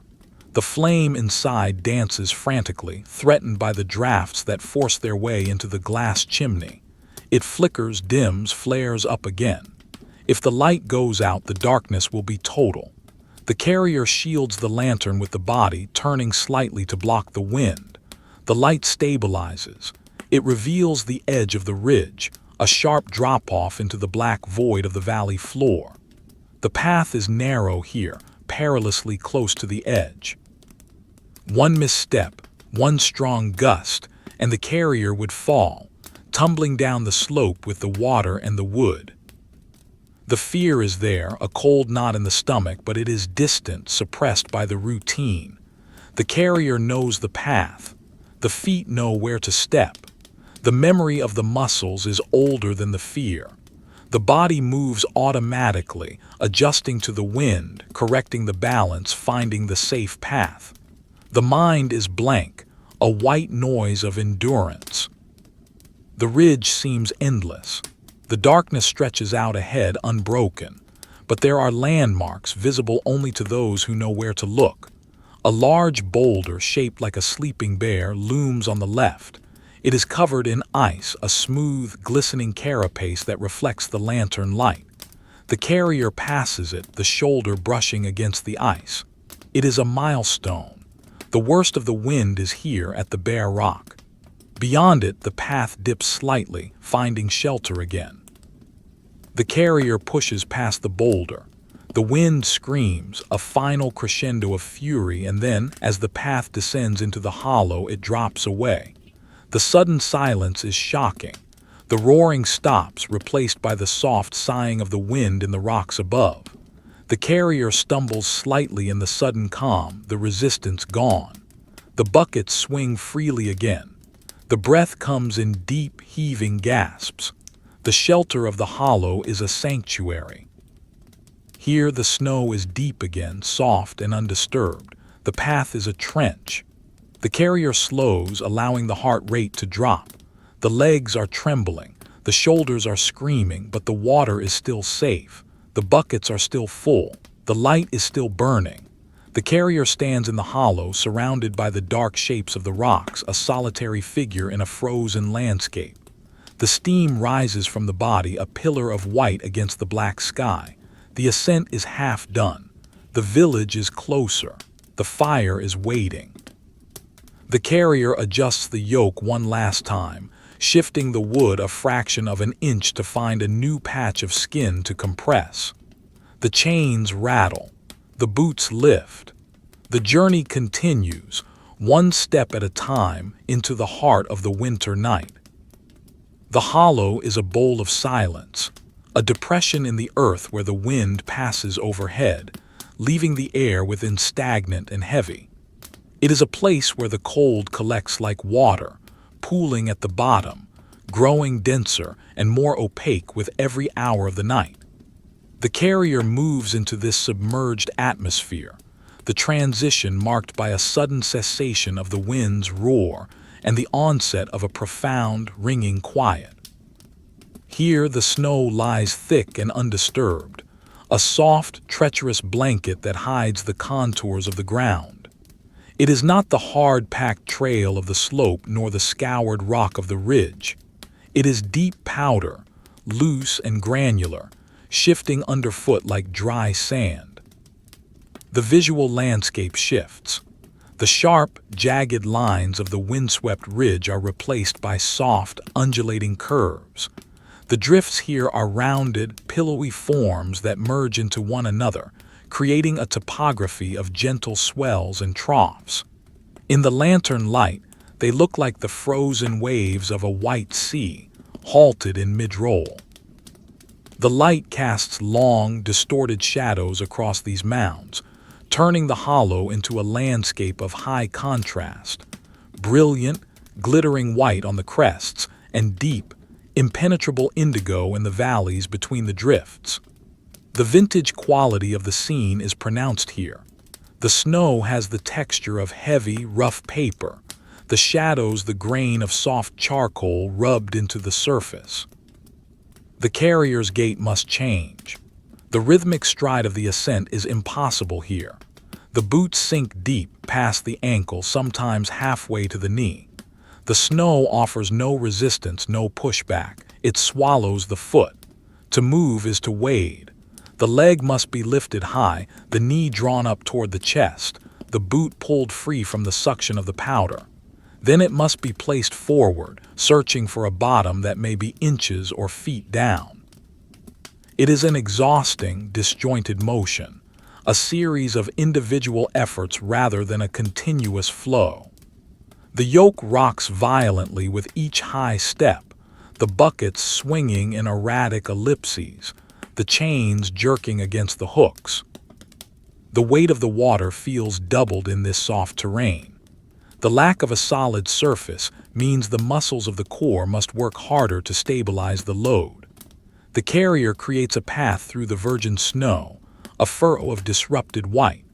Behind, the trail looks like a wound in the smooth perfection of the hollow, a chaotic trench of churned powder and dragged boot prints. The sound of the movement is muffled, a soft shh-whump, shh-whump as the legs drive through the drifts. The snow dampens all acoustic reflection, absorbing the noise of the chains, the creak of the wood, the labor of the breath. The air in the hollow is different. It smells of old ice and dormant earth, a scent that is heavy and damp. Unlike the sharp, dry air of the ridge, this air feels thick, almost liquid. It clings to the carrier's clothes, settling into the wool fibers, turning the coat stiff and heavy. The moisture from the breath does not blow away. It hangs in front of the face, a persistent fog that clouds the vision. The lantern light illuminates these suspended droplets, turning them into a shimmering haze of gold and gray that obscures the path ahead. The carrier walks inside a moving cloud, a personal weather system of exhaustion and cold. At the bottom of the hollow lies the frozen marsh. It is a flat expanse where the water table sits high, creating a wetland that freezes solid in the winter. The snow here is thinner, blown off the flat surface by the eddies of wind that occasionally dip down. But the danger lies beneath. The ice of the marsh is not uniform like the river. It is a mosaic of pools and mud, grass hummocks and rotten logs, all bound together by the freeze. The carrier steps onto the marsh. The sensation underfoot changes from the soft yield of the powder to a hard, brittle crunch. The vegetation of the marsh pierces the snow cover. Tall stands of cattails and reeds stand like armies of spears, their brown, fuzzy heads capped with white tufts of snow. In the lantern light, They are sketched in sepia and umber vertical strokes against the horizontal bands of the snow. They rustle faintly as the carrier passes, a dry, whispering sound like the rubbing of parchment. The dry stalks brush against the canvas of the coat, scratching and snagging. The carrier moves through them, the buckets knocking the reeds aside, breaking the brittle stems with sharp snaps. The path through the marsh is an ancient one, defined not by a cleared track but by the memory of the ground. The carrier knows where the deep sinkholes are, where the mud never quite freezes hard enough to bear the weight. The route winds in a serpentine pattern, avoiding the open patches of white that signify danger. The boots find the tops of the frozen hummocks, stepping from one mound of grass to the next. These hummocks are islands of stability. They are hard, lumpy, uneven, covered in a rime of frost that makes them slick. The carrier must balance on each one, the ankles constantly adjusting, the metal-shod heels gripping the frozen earth. The water in the buckets has begun to change. The surface, initially liquid and sloshing, is now calming as a skin of ice begins to form. The extreme cold of the hollow, combined with the stillness of the water during the careful wading, accelerates the freezing. A thin, transparent film of crystal grows from the edges of the oak staves inward. It is fragile, shattering with every major lurch of the bucket, the shards tinkling against the wood like broken glass. But with every minute the ice grows thicker, more resilient. The water is trying to return to the state of its environment. The carrier feels this change as a subtle shift in the dynamics of the load. The liquid moves less freely. The weight feels more solid, more inert.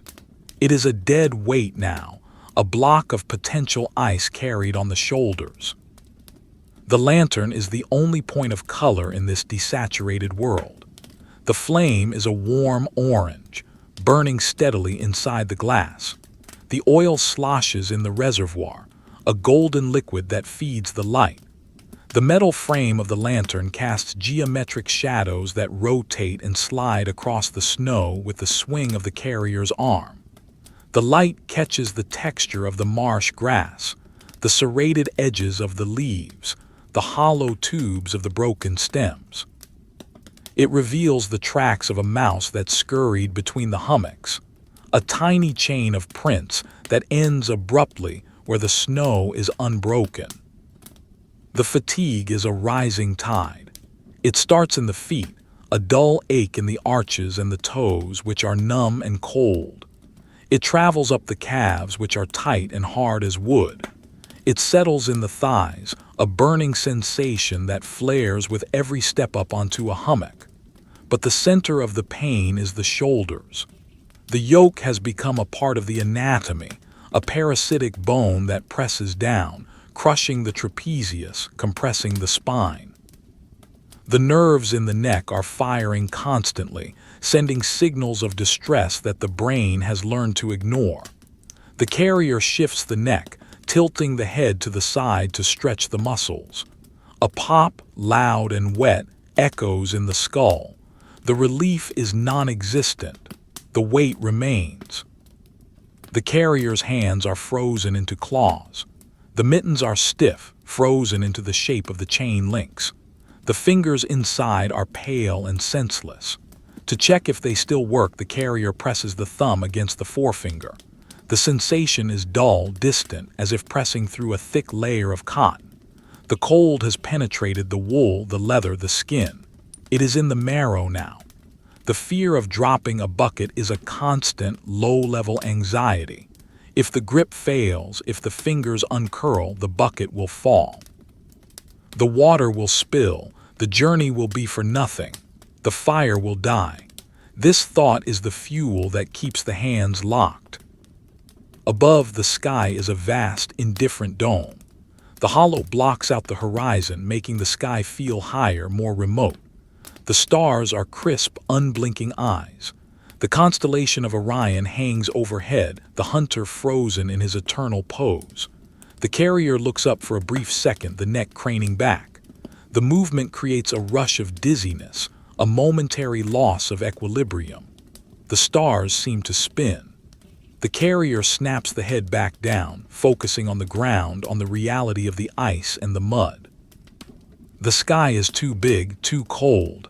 It offers no comfort. The marsh begins to narrow. The ground rises slightly. The hummocks give way to solid earth, frozen hard as iron. The carrier steps off the last island of grass onto the firm bank. The boots ring against the ground.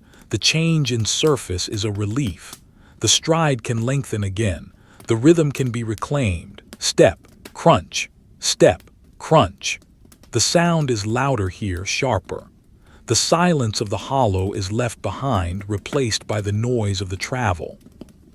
But the hollow has one last obstacle. A stream, a tributary to the river below, cuts across the path. It is small, barely a stride wide, but it is not completely frozen.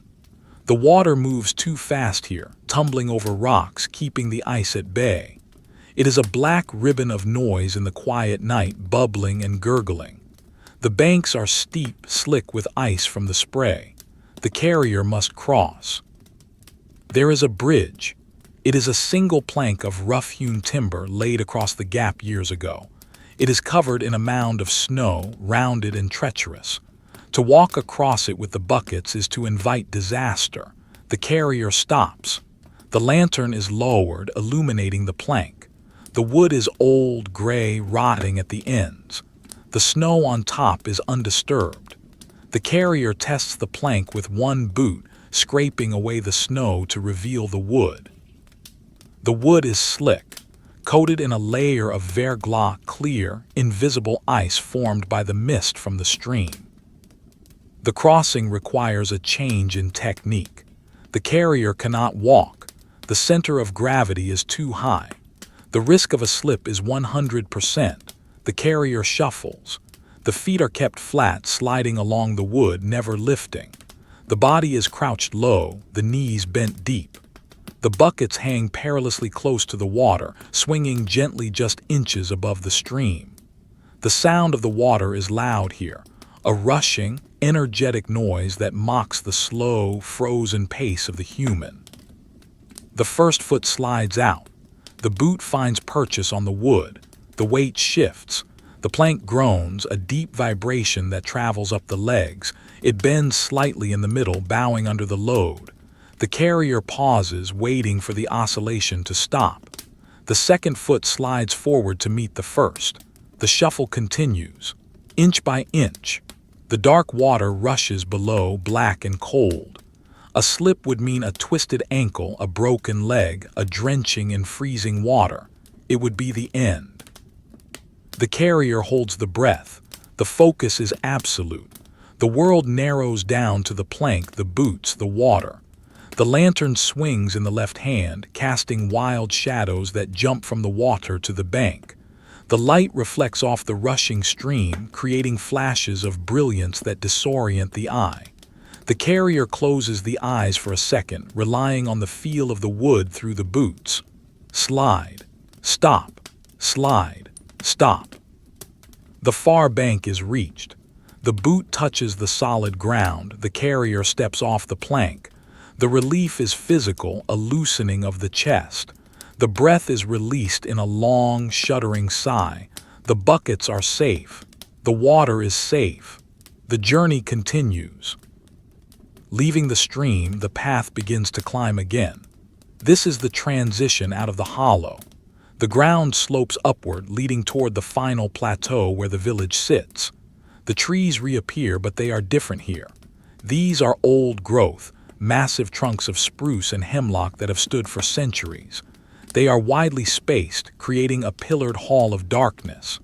The canopy is high, invisible in the gloom. The ground is covered in a carpet of needles, frozen into a solid mat that muffles the footsteps. The climb is gentle at first, but relentless. The fatigue from the deep snow of the hollow begins to manifest as a dragging heaviness. The legs feel like lead. The boots feel like anchors. The The carrier's mind begins to drift, detaching from the physical sensation. The rhythmic movement induces a trance state. The world becomes a loop. The same tree passes on the left. The same patch of snow passes on the right. The same cloud of breath rises and falls.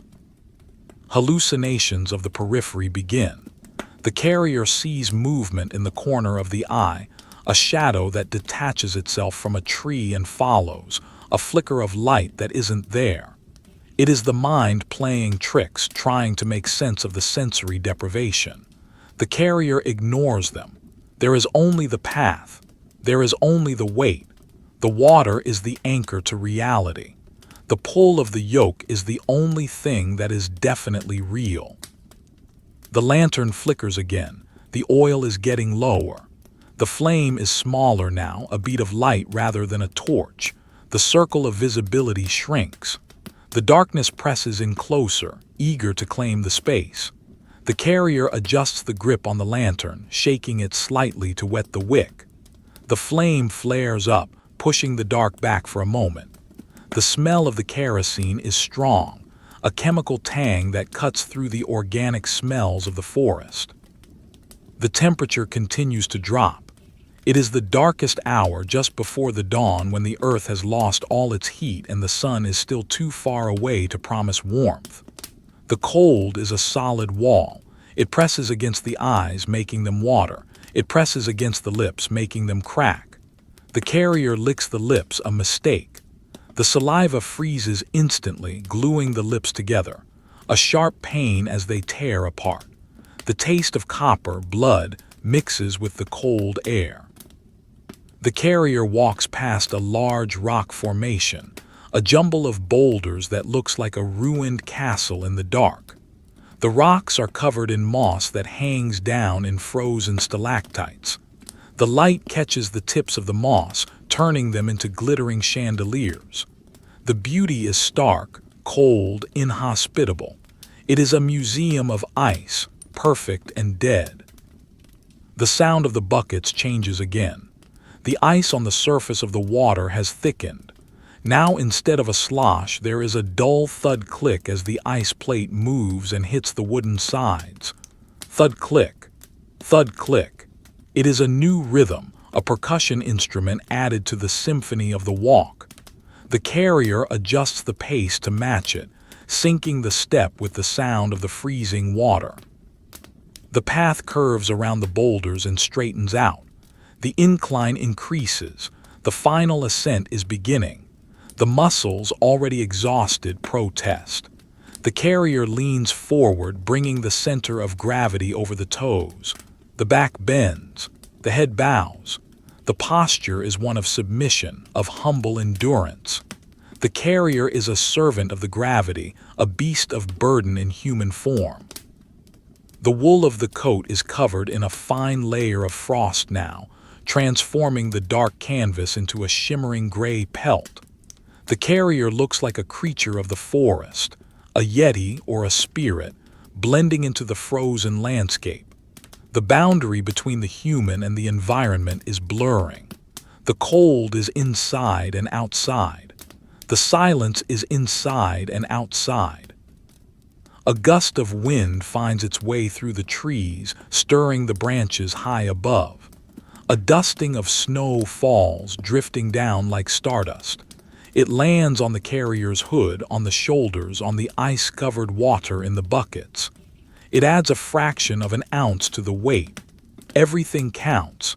Every flake is a burden. The carrier plods on. The destination is not yet visible, but it is felt.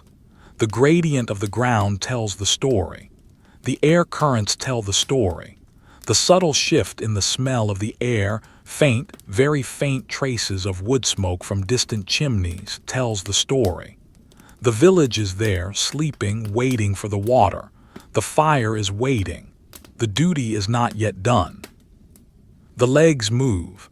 The boots crunch. The chains creak. The water freezes. The night deepens. The story is a circle of cold, and the carrier is walking the rim.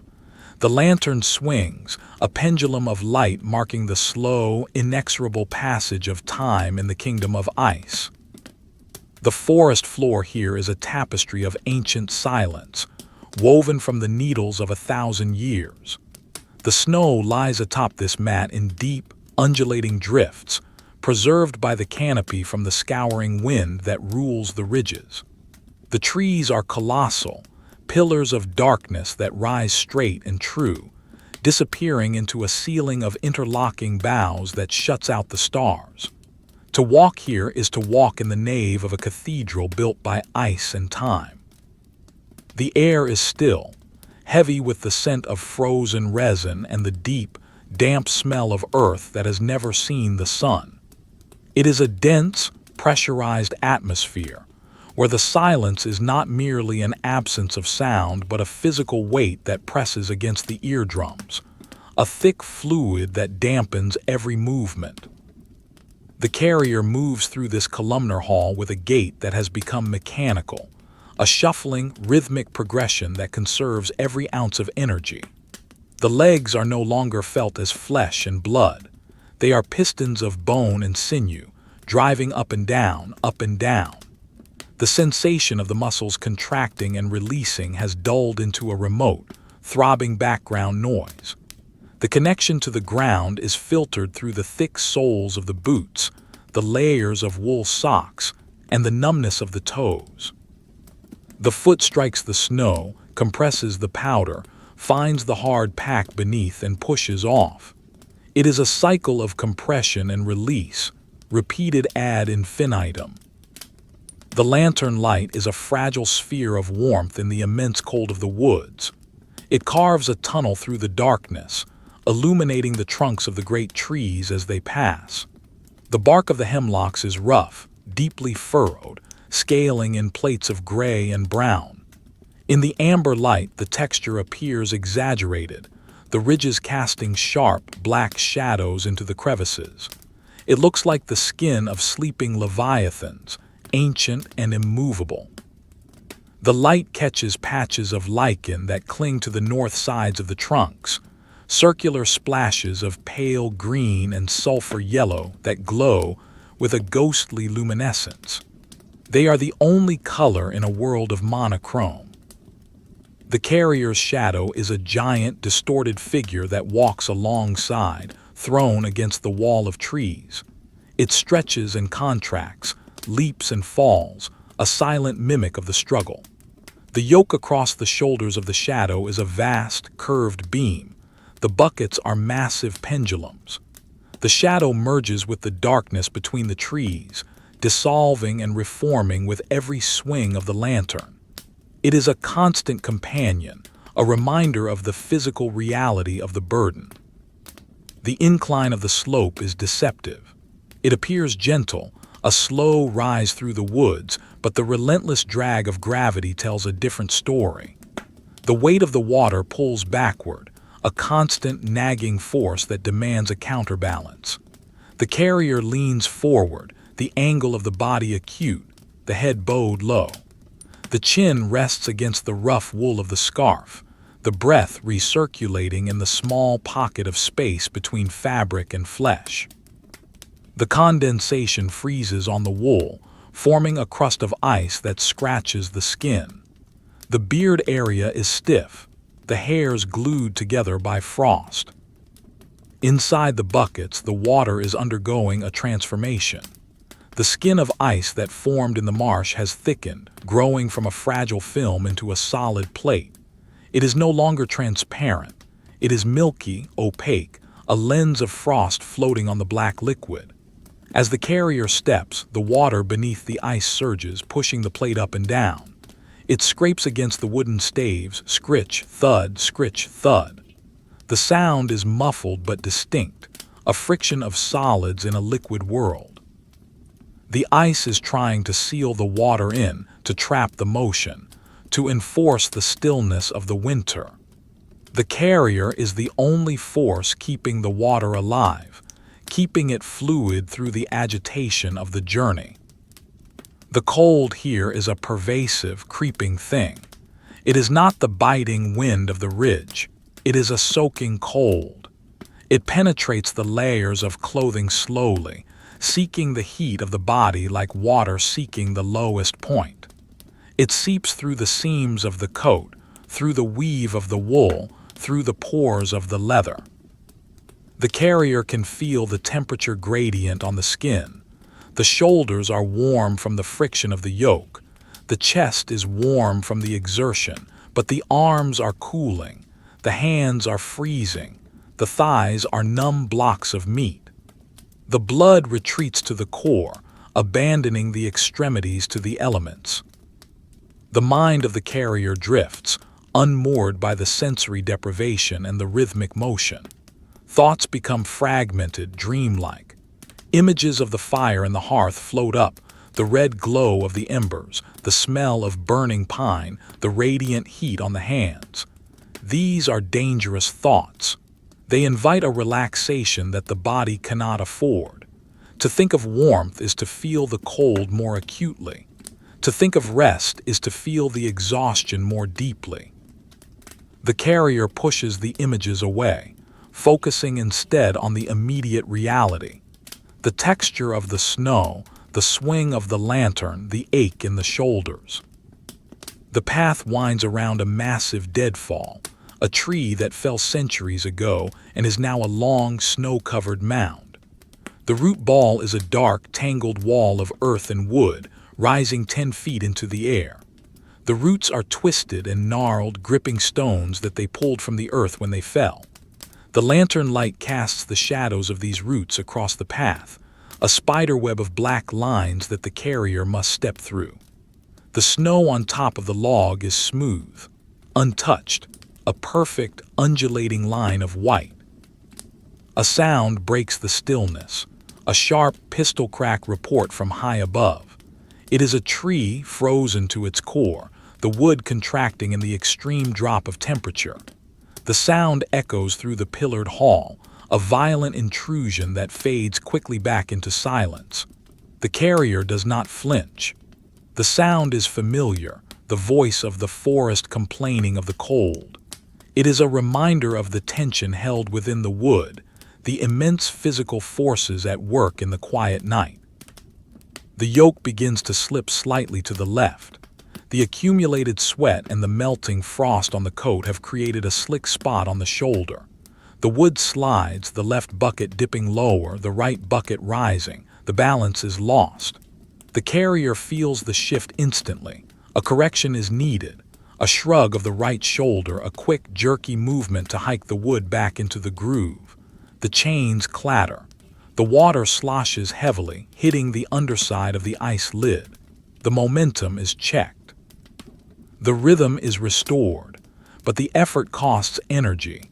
A puff of extra steam escapes the lips.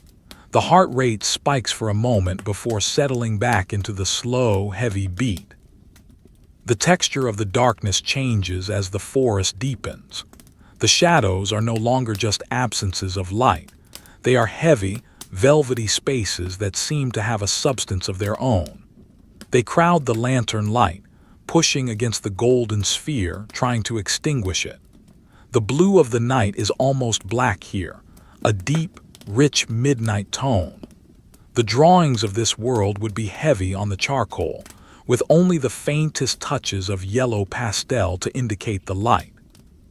The edges of objects are blurred, soft, merging into the background. The carrier's hands are the weak link. The grip on the chains is locked, a rigor mortis of the living. The mittens are frozen hard. To open the hand now would be difficult. The wool has taken the shape of the closed fist and frozen that way. The cold of the iron chain has migrated through the wool, cooling the blood in the palms.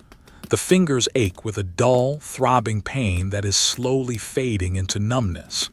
Numbness is better than pain, but it is a harbinger of danger. Numbness means the nerves are shutting down. The carrier rubs the thumb against the side of the index finger, a small friction to generate heat, to remind the nerves that they are still there. The breathing pattern shifts. The slope has increased in grade. The steps are shorter, the breath is deeper, in 2, 3, out, 2, 3, the air is dry, rasping against the throat. The moisture is being stripped from the body with every exhalation. The thirst is a sudden, sharp realization. The mouth is dry, sticky. The water in the buckets is tantalizingly close, just inches away, but it is forbidden. It is for the house. It is for the stock. It is not for the journey. To stop and drink would be to break the seal of the ice, to lose time, to cool the core. The thirst must be endured. The carrier swallows dryly, the throat clicking. The path crosses a small clearing where the canopy breaks. A shaft of starlight falls through, illuminating a patch of snow with a cold blue radiance. The contrast between the warm yellow of the lantern and the cold blue of the stars is striking. The snow in the starlight sparkles with a diamond-hard brilliance, each crystal a tiny mirror reflecting the cosmos. The snow in the lantern light is softer, yellowish, like old parchment. The carrier walks from the yellow into the blue and back into the yellow. For a moment, the coat is silvered by the stars, the figure transformed into a being of ice light. Then the darkness of the trees reclaims the scene. The snow underfoot changes texture again. It is no longer the deep powder of the hollow, nor the hardpack of the lower trail. It is crusty, wind-blown snow that has thawed and refrozen. The surface is a brittle plate that breaks under the weight of the boot. Crunch, crack, crunch, crack. The boot breaks through the crust and sinks a few inches into the softer snow beneath. This uneven breaking makes the footing unpredictable. Sometimes the crust holds for a second before snapping. Sometimes it shatters instantly. The ankles are worked hard, constantly stabilizing the lateral movement. The shins bruise against the stiff leather of the boot tops. The carrier passes a rock face that protrudes from the hillside on the right. It is a slab of granite, dark and wet-looking, though the moisture is frozen solid. Water has seeped from the rock and frozen into a curtain of icicles. They hang like organ pipes, ranging from thin, delicate needles to massive, translucent columns as thick as a thigh.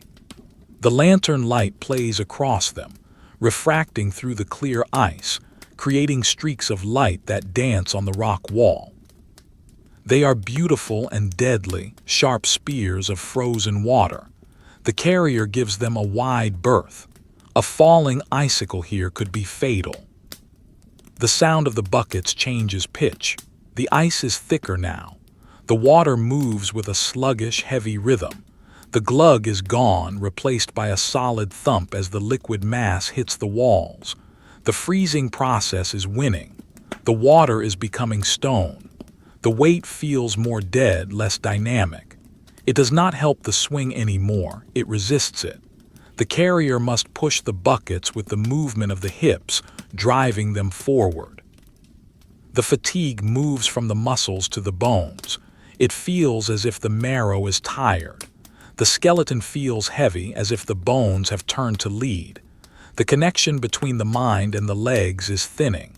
The carrier is watching the boots move as if they belong to someone else. Left boot, right boot, left boot. The rhythm is the only thing that matters.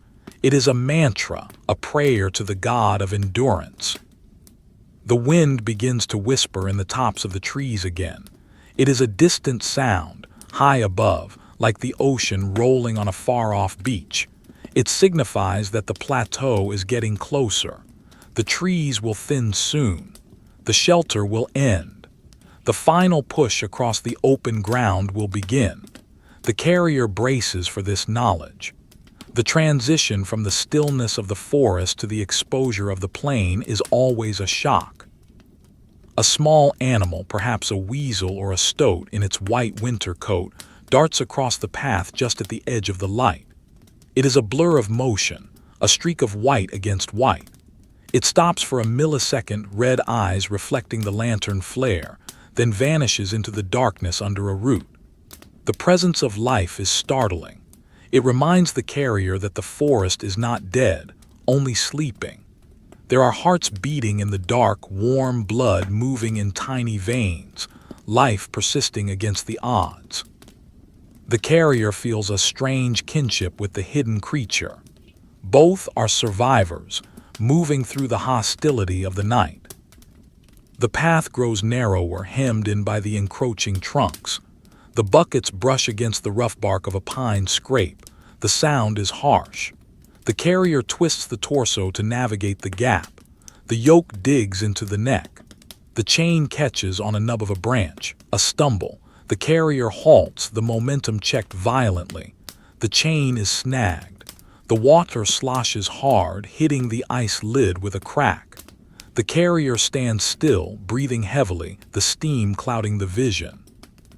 To free the chain requires a backward step, a difficult maneuver with the heavy load. The carrier moves the foot back, feeling for the placement. The body shifts. The chain goes slack, a twist of the shoulder. The link slips off the branch. The carrier is free. The pause was only seconds, but the cold rushed in immediately. The sweat on the back turns icy. The urgency returns. The movement must restart. The climb continues. The trees seem to lean in, watching. The knots in the wood look like eyes, dark and unblinking, pareidolia born of exhaustion. The forest feels aware, a silent witness to the nightly ritual. It does not judge, it merely observes. It has seen the carrier pass 1,000 times. It will see 1,000 more, or it will see the end. It is indifferent. The lantern flame dips low again. The wick is carbonizing. The light becomes redder, dimmer. The shadows lengthen, reaching out to grab the ankles. The carrier shakes the lantern gently again. The oil splashes. The flame revives, yellow and bright. The shadows retreat. It is a constant battle for illumination. The darkness is a fluid that fills every space left unguarded by the light. The smell of the air changes subtly. It becomes thinner, sharper. The smell of the earth fades, replaced by the smell of ozone and snow. The trees are thinning. The gaps between the trunks are wider. The sky is visible in larger patches. The stars are brighter, harder. The temperature drops another degree as the insulation of the canopy is lost. The carrier pulls the collar up higher, burying the nose in the frozen wool. The final stretch of the forest ascent is a steep, straight line. The path shoots up between two massive boulders that mark the gateway to the upper plateau. They are like gateposts covered in moss and snow. The carrier fixes the eyes on the gap between them. That is the target, that is the threshold. The legs drive hard. The quadriceps burn with a fire that is the only heat in the world. Step, crunch, step, crunch. The buckets are lead weights. The yoke is a bar of iron. The coat is a suit of armor. The carrier is a ghost in a machine of wool and leather. The gap draws closer. The wind can be felt now, a draft sucking down from the plateau, cold and raw. It carries the scent of the open snowfields, a clean, sterile smell. The carrier reaches the boulders. The boots step through the gateway. The trees fall away behind. The sky opens up, vast and terrifyingly huge. The forest is gone. The plateau lies ahead. The wind strikes the face. The journey has entered its next phase. The shelter is left behind. The exposure is absolute. The water is heavy. The night is long. The transition from the forest to the plateau is an entry into a void. The protective pillars of the trees, which stood like the walls of a great, dark hall, fall away abruptly, leaving the carrier exposed to the full, crushing weight of the open sky. Here, the world expands horizontally, a vast, flat sheet of darkness stretching out to an invisible horizon where the earth meets the stars. The sense of scale shifts instantly from the vertical intimacy of the woods to the terrifying horizontal infinity of the plain. The air is no longer still. It is a living, moving force. a relentless current that flows across the frozen ground without obstruction. It hits the carrier with a solid physical pressure, a wall of cold that pushes against the chest, the face, the buckets. The wind here does not howl, it hisses. It is a dry, sibilant sound, created by the friction of air moving over millions of tiny ice crystals that cover the hard-packed snow. The ground is not soft here. The plateau is scoured by the gales that sweep down from the high glaciers.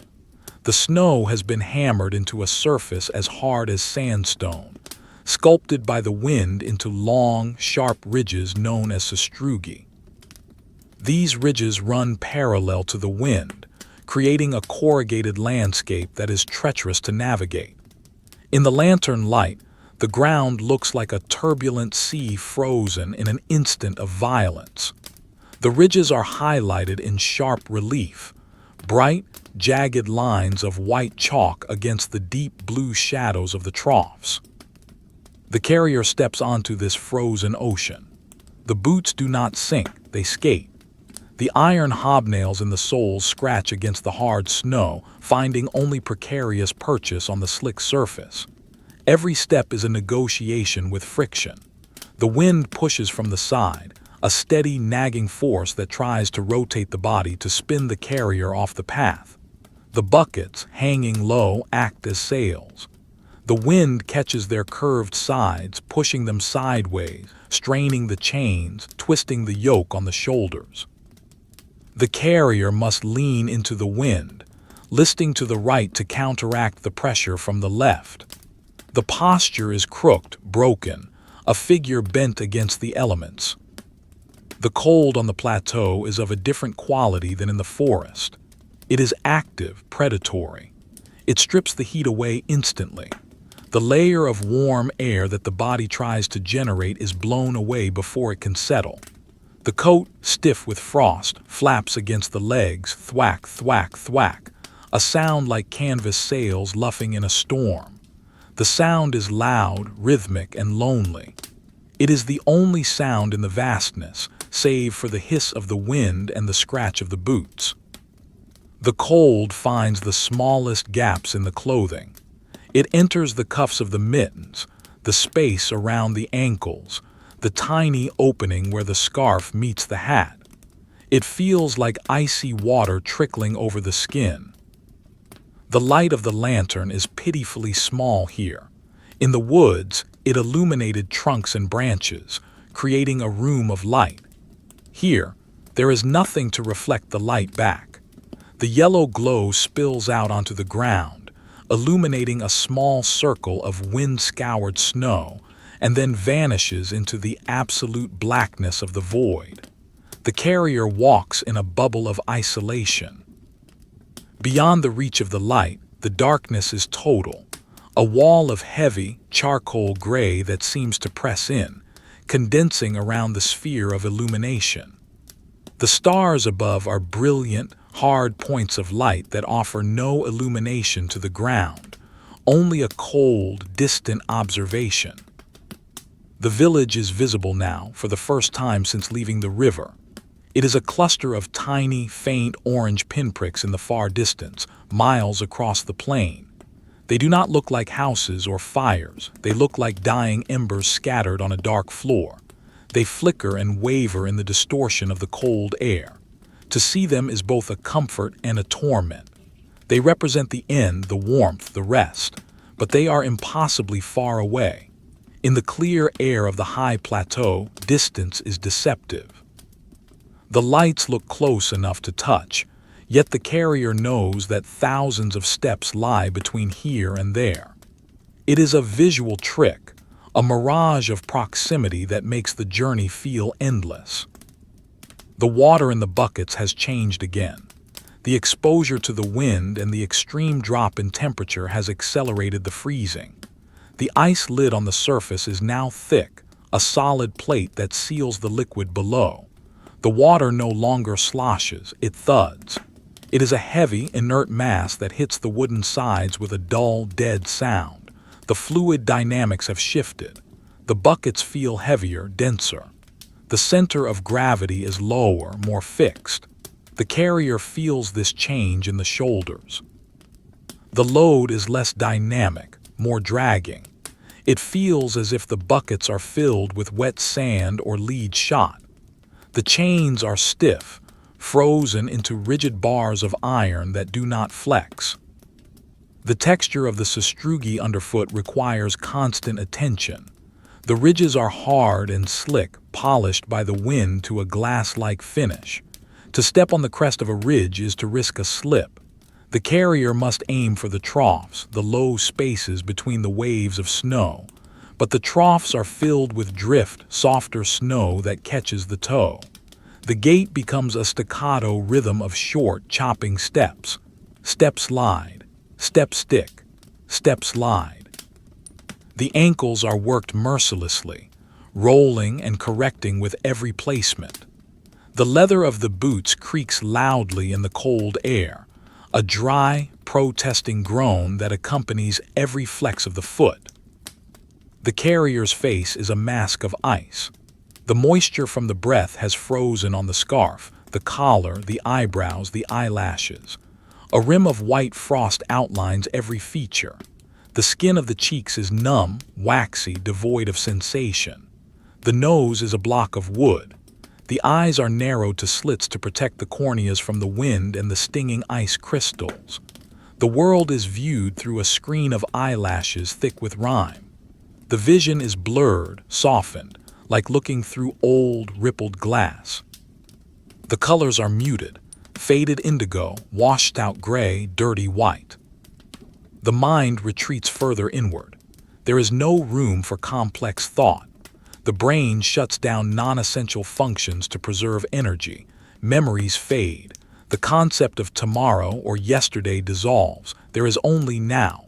There is only the next ridge of snow. There is only the next creak of the yoke. The carrier enters a meditative state, a trance of endurance. The counting of steps helps. 1, 2, 3, 4.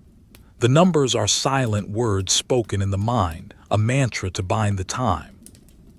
1, 2, 3, 4.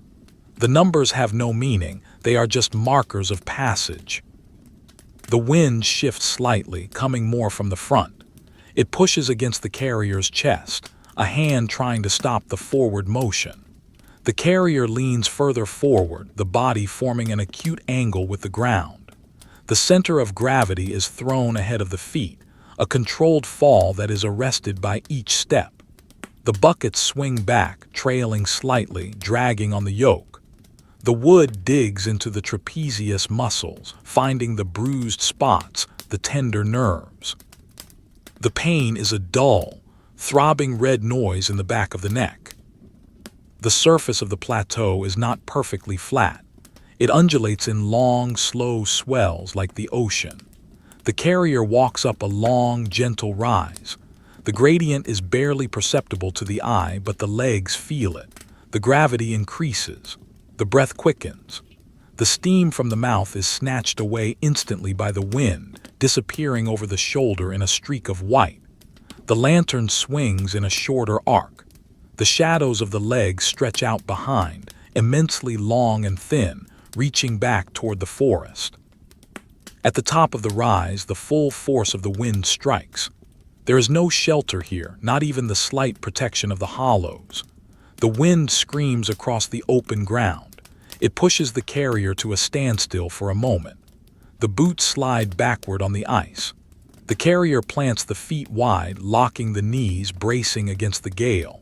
The buckets clang together, wood on wood, a hollow sound that is swallowed by the wind. The lantern flickers violently, the flame dancing a frantic jig inside the glass. The carrier shields the light with the body, turning a shoulder to the wind. The light stabilizes. The journey resumes. The descent from the swell is easier on the lungs but harder on the knees. The braking muscles must engage. The boots slide forward on the hard snow.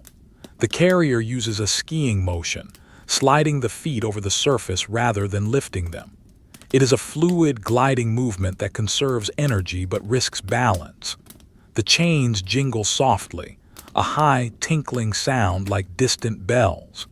The sound is incongruous in the harsh landscape, a delicate note in a symphony of brute force. The ground passes beneath the feet in a blur of texture, scoured ice, patches of old gray snow, exposed rocks that have been polished smooth by the wind. The rocks are dark, almost black, looking like holes in the fabric of the white ground. The lantern light catches the mica in the stones, flashing brief sparks of silver. The carrier steps around them, navigating the obstacle course of the natural world. The path is not marked here. It is a line of memory, a direction known by the alignment of the stars and the distant lights. The cold begins to affect the mind's perception of time. Minutes stretch into hours. The walk across the plateau feels like a lifetime. The forest seems like a distant memory, a place from another age. The village seems like a dream that will never be realized. There is only the eternal crossing. The carrier is a tiny, moving speck on a vast sheet of paper, a mark made by a hesitant hand. The drawing is static, yet the figure moves, trapped in the frame of the night. The yoke creaks, crrk, crrk, crrk. It is the voice of the wood complaining of the burden. The ash wood is old, seasoned, dried to a hardness like bone. It has absorbed the sweat of the carrier for years, turning dark and polished. It is shaped to the shoulders, a custom fit of torture. The carrier shifts the weight, sliding the yoke a millimeter to the right. The relief is instantaneous but fleeting. The pain returns, settling into the new position. The body adapts, accepts, endures. The moon rises. It is a gibbous moon, waning, a broken coin of pale silver. It hangs low in the sky, shedding a weak, cold light. It does not provide warmth. It only enhances the coldness of the scene. The snow reflects the moonlight, turning from the charcoal of the lantern shadows to a ghostly, luminescent blue. The sastrugi cast long, sharp shadows that look like knife blades on the snow. The world becomes a two-tone etching, silver and black. The lantern light seems warmer, richer in contrast to the pale moonlight. It is a sphere of life in a landscape of death. The carrier passes the skeleton of a bush, a stunted thing that tried to grow on the plateau and failed. It is dead, bleached white by the sun and wind, its branches twisted into agonizing shapes. It rattles in the wind, clack, clack, clack. It is a monument to the harshness of this place. The carrier does not look at it. The eyes are fixed on the ground, on the patch of illuminated snow 3 feet ahead. The periphery is dangerous. It invites distraction. Focus is survival. The water in the buckets is silent. The ice is thick. The carrier wonders idly how much of the water will be solid by the time the village is reached. Will it be a block of ice? Will it have to be melted before it can be used? The thought is practical, devoid of emotion. It is just a calculation of fuel and time. The weight suggests that the liquid is still there, moving sluggishly beneath the crust. The inertia of the fluid is still present, pulling the buckets in their swing. The wind begins to carry a new sound, the faint, rhythmic tolling of a bell. It is not real. It is an auditory hallucination, a trick of the wind whistling over the ears and the rhythmic crunch of the boots. The brain seeks patterns in the noise, creating order from chaos. The bell tolls in time with the steps. Dong, dong, dong. It is a solemn, heavy sound like a funeral bell. The carrier listens to it, accepting it as part of the soundtrack of the night. It helps the rhythm. It sets the pace. The hands are the greatest concern. The mittens are thick, but the cold is relentless. The fingers are curled around the chains, locked in a grip that feels permanent. The carrier tries to wiggle the toes inside the boots. The right foot responds, the toes move, rubbing against the wool. The left foot is slower, the sensation duller. This is a warning. The circulation is failing in the left foot. The carrier stamps the left boot hard on the ground, thump. Again. Thump. The shock sends a jolt through the leg, forcing blood down into the extremity.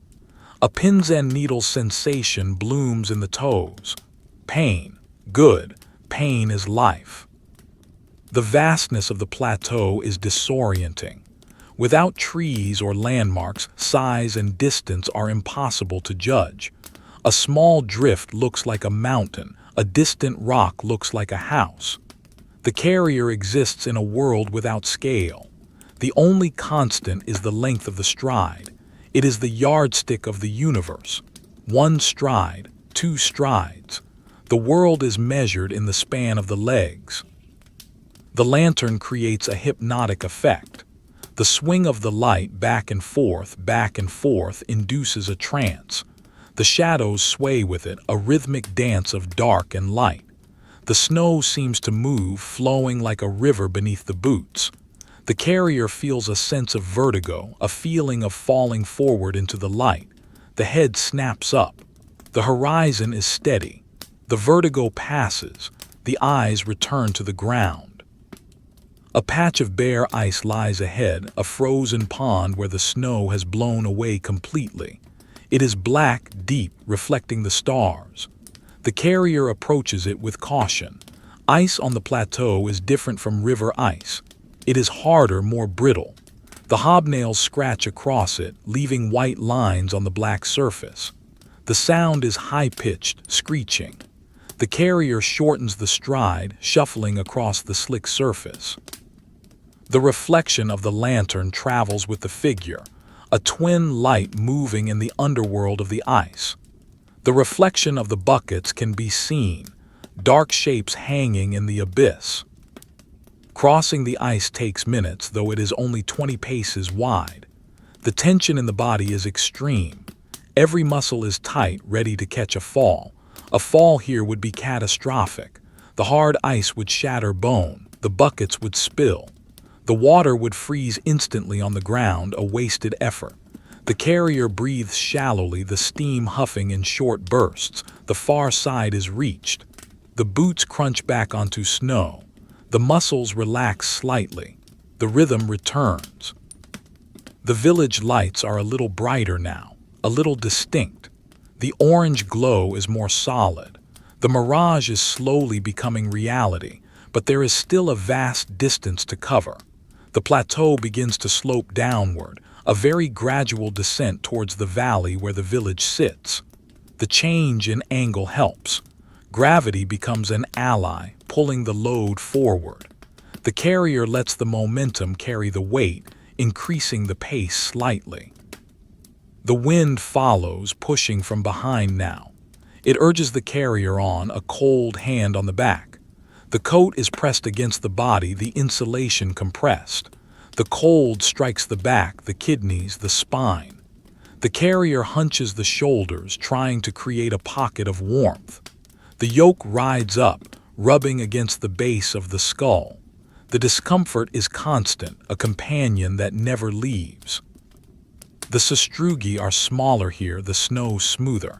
The walking is easier. The rhythm settles into a steady, grinding cadence. Crunch step, crunch step. The sound is hypnotic, a lullaby of labor. The carrier is a sleepwalker moving through a dream of ice. The world is simple. There is only the cold, the dark, the weight, and the walk. The complexities of life are stripped away, leaving only the elemental struggle. The darkness of the sky seems to lighten imperceptibly. Not dawn, not yet, but the deep, crushing black is fading to a very dark navy. The stars are slightly less brilliant. The moon is higher, casting a stronger, colder light. The world is turning slowly, grinding on its axis. The carrier is part of this great machine, a small gear turning in the frozen night. The path leads on, a faint line in the snow leading home. The buckets swing. The chains creak. The breath rises. The story continues in the silence of the high plain. The descent from the high plateau is a surrender to gravity, a slow, controlled fall into the valley's throat. The vast, wind-scoured plain with its horizontal infinity recedes behind the carrier, replaced by the downward slope of the land. The ground here falls away in a series of terrace drops, giant steps carved by ancient glaciers, now softened and buried under deep banks of snow. The wind, which had been a constant, screaming companion on the heights, begins to die. It loses its velocity, broken by the curvature of the earth and the rising walls of the valley. The silence returns, but it is different now. It is the silence of the deep freeze, a heavy, muffled stillness that feels claustrophobic after the exposure of the plain. The air is denser here, settling into the lower elevations, pooling like cold water in a basin. It carries a weight that presses against the eardrums, a static pressure that dampens sound. The carrier navigates the first terrace. The slope is steep enough that the toes jam forward into the boxes of the boots with every step. The thick wool socks, compressed by the weight of the body in the buckets, offer little cushioning. The sensation is one of constant rhythmic bruising. Thud, thud, thud. The impact travels up the shin bones, bypasses the knees, and settles in the hips. The braking muscles, the quadriceps, are engaged in a permanent state of tension, burning with a dull, acidic heat that contrasts sharply with the freezing air. The knees are the fulcrum of the world, bearing the load of the water, the wood, the wool, and the flesh. They creak audibly, a dry, clicking sound like stones being knocked together underwater. The visual landscape undergoes a stark transformation. The carrier enters the zone of the ghost forest. This is a band of timber that was burned decades ago in a lightning strike, a graveyard of trees that still stand, preserved by the cold and the dry air. The trunks are black, carbonized pillars, stripped of bark and branches, rising from the snow like the charred bones of the earth.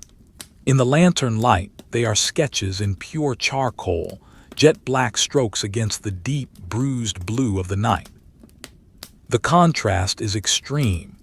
There are no mid-tones here, only the blinding white of the snow and the absolute black of the wood. The light catches the texture of the char, the alligator skin cracking of the burnt surface, the deep fissures that run vertically up the trunks. It is a scene of desolation, rendered in the high-contrast style of a nightmare. The path winds through this skeletal forest. It is a narrow, twisting track, forced to navigate the maze of standing deadwood and fallen logs. The fallen trees are mounds of white, smooth and humped, looking like sleeping beasts buried in the drifts. The carrier steps over a low log, the movement awkward and heavy. The buckets swing dangerously, the iron hoops grazing the charred wood of a stump scrape. The sound is dry and rasping. A flake of charcoal, dislodged by the impact, falls onto the snow, a black speck on the pristine white. The carrier pauses to stabilize the load, the breath pluming out in a thick gray cloud that hangs suspended between the dead trees. The water in the buckets is now more ice than liquid. The journey across the windy plateau has done its work. The lid of ice on the surface is an inch thick, a solid plate of glazing. Beneath it, the remaining water is supercooled, thick and syrupy. The sound of the buckets has changed completely. There is no slosh, no splash. There is only a solid, heavy thunk when the carrier moves, the sound of a solid mass shifting slightly within the wooden confinement. The buckets feel dead.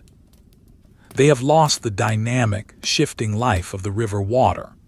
They are blocks of cold, stored energy that pull down on the yoke with a merciless, unyielding gravity.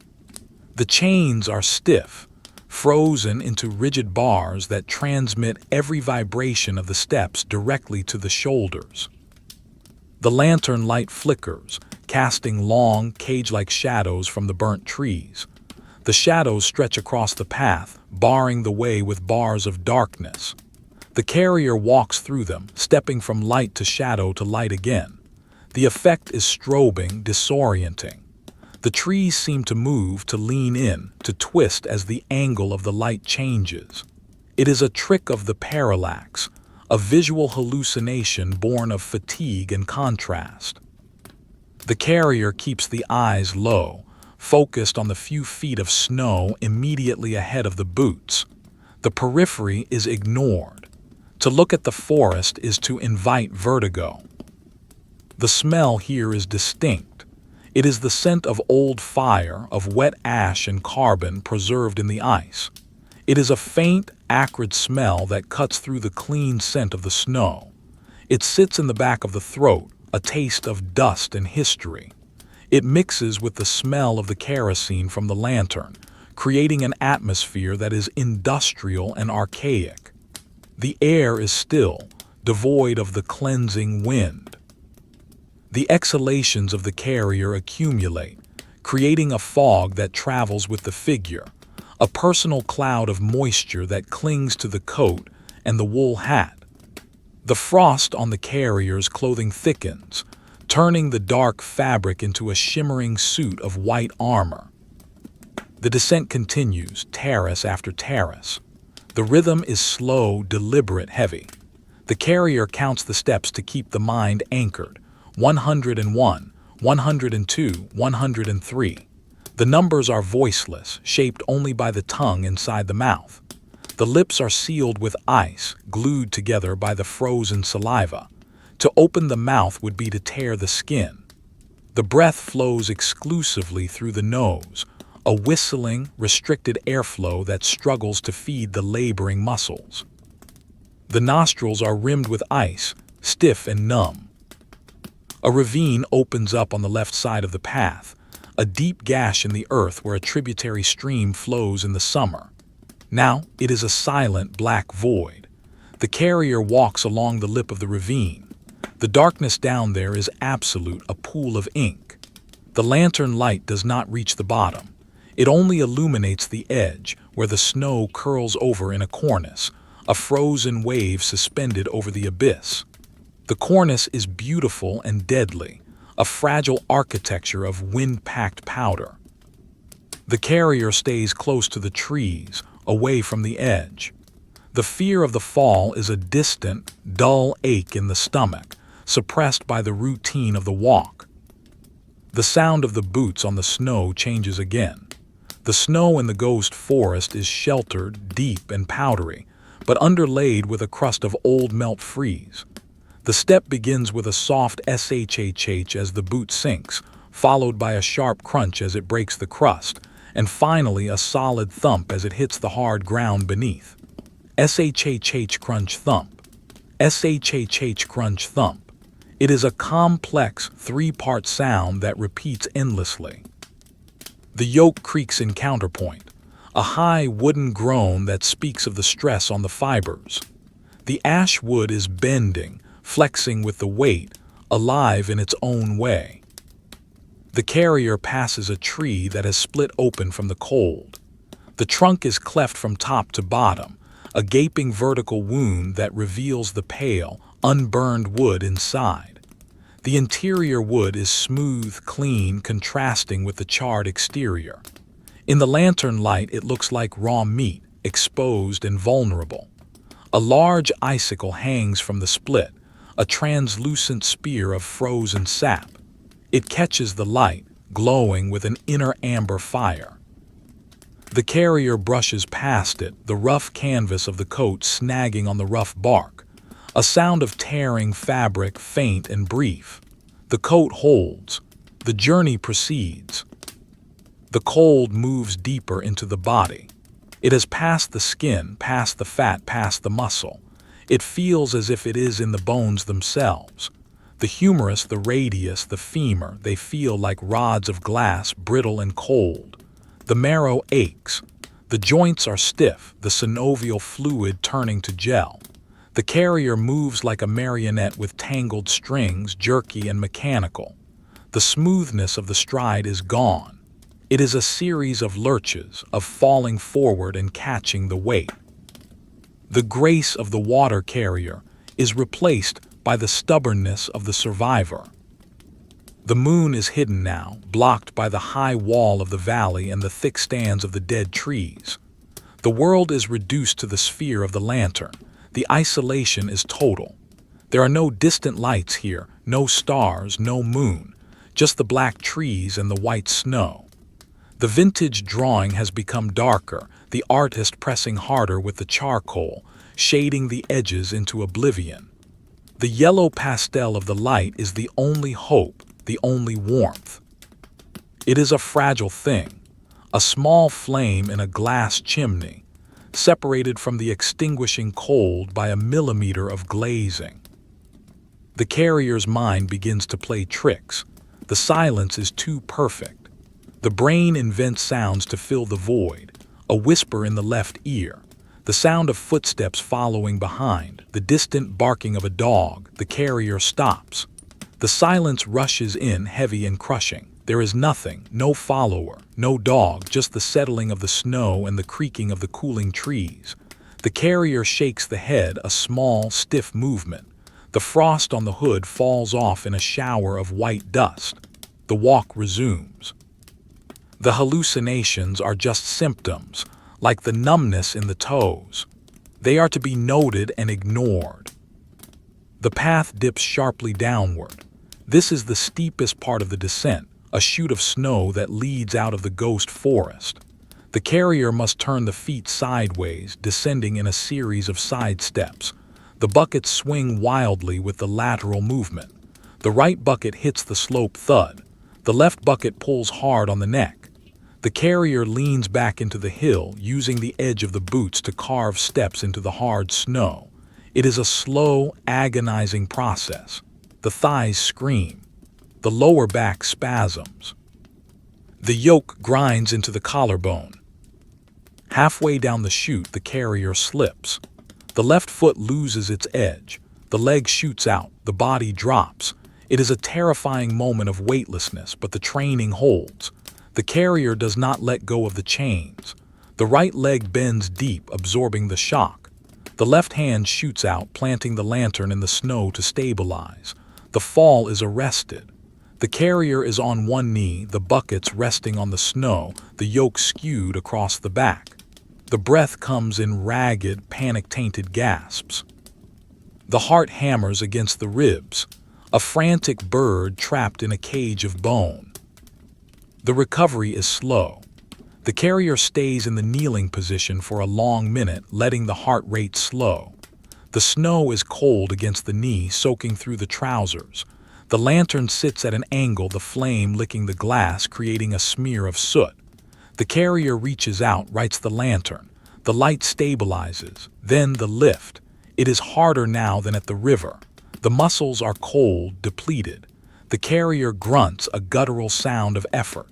The legs push. The back straightens. The buckets lift from the snow, heavy and reluctant. The carrier stands.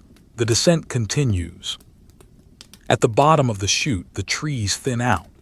The ghost forest ends as abruptly as it began. The path levels out slightly, entering a zone of scrub brush and rocky outcrops. This is the transition to the lower valley. The air is slightly warmer here, perhaps only a degree or two, but the difference is palpable. The biting, stinging quality of the high-altitude cold is replaced by a damp, heavy chill. The humidity rises. The fog from the breath hangs longer in the air. The carrier walks past a large boulder, shaped like a sleeping giant's head. It is covered in a thick layer of moss, frozen into a gray-green mat. The snow on top of the boulder is sculpted by the wind into a perfect, sharp ridge. The lantern light reveals the texture of the moss, tiny, intricate fern-like structures, frozen in time.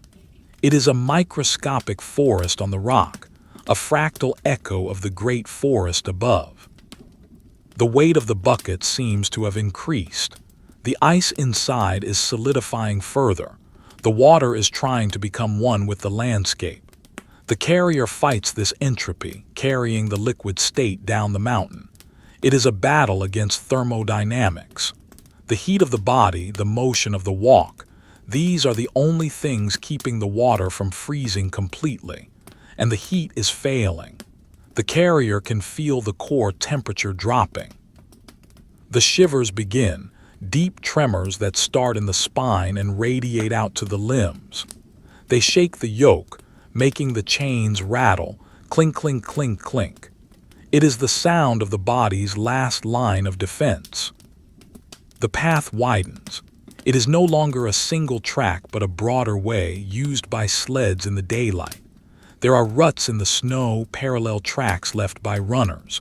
They are old, filled with fresh drift, but they offer a guide. The carrier steps into the left rut. The walking is easier here, the ground more even. The rhythm settles back into a monotonous plod. The excitement of the steep descent is over. Now comes the long, flat approach to the village outskirts. The darkness is changing again.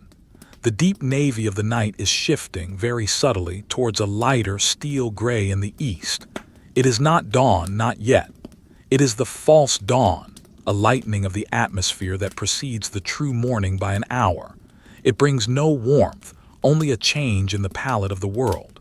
The charcoal shadows become slightly less absolute. The white of the snow becomes colder, bluer. The vintage drawing is being washed with a thin layer of cold gray wash. The carrier looks up. The sky is a vast, empty expanse of gray. The stars are fading, retreating into the background. The moon is a pale phantom. The world feels old, exhausted. The carrier feels old.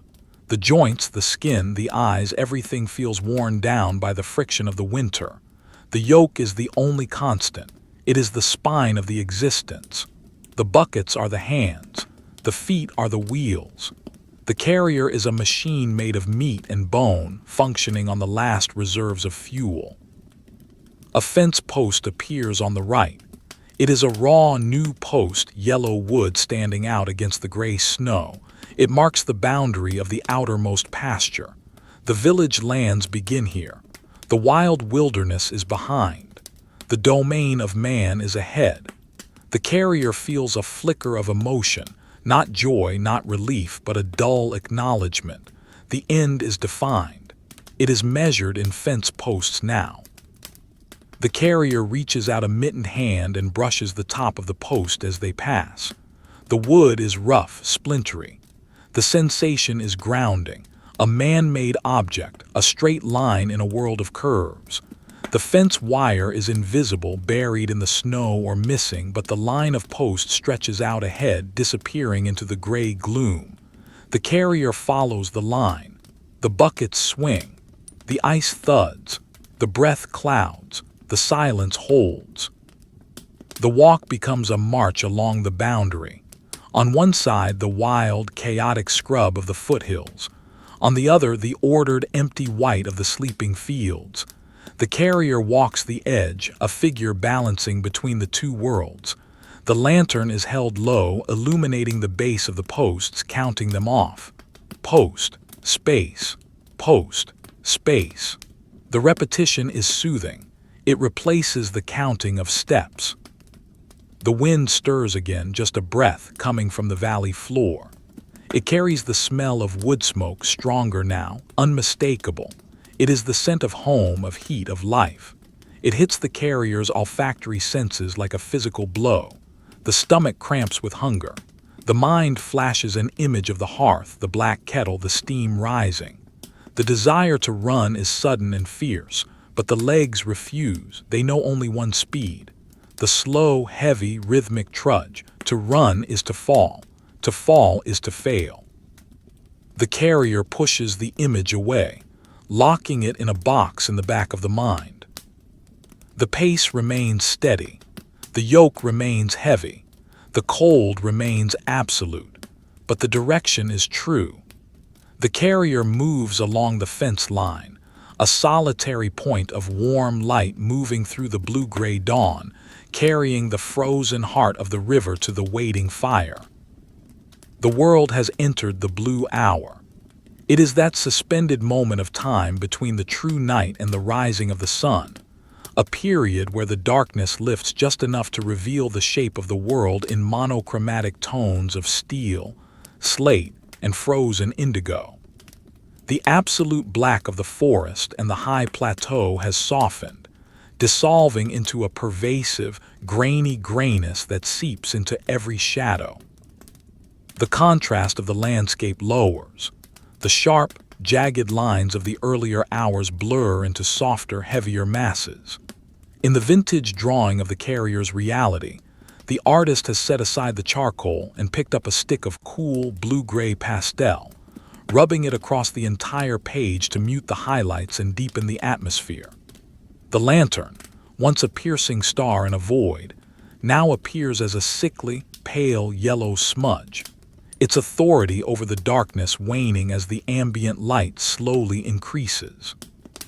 It casts a weak, watery glow on the snow, barely distinguishing itself from the coming day. The carrier moves along the fence line of the outer pasture. The fence posts are the only rhythm in a landscape of flat, white emptiness.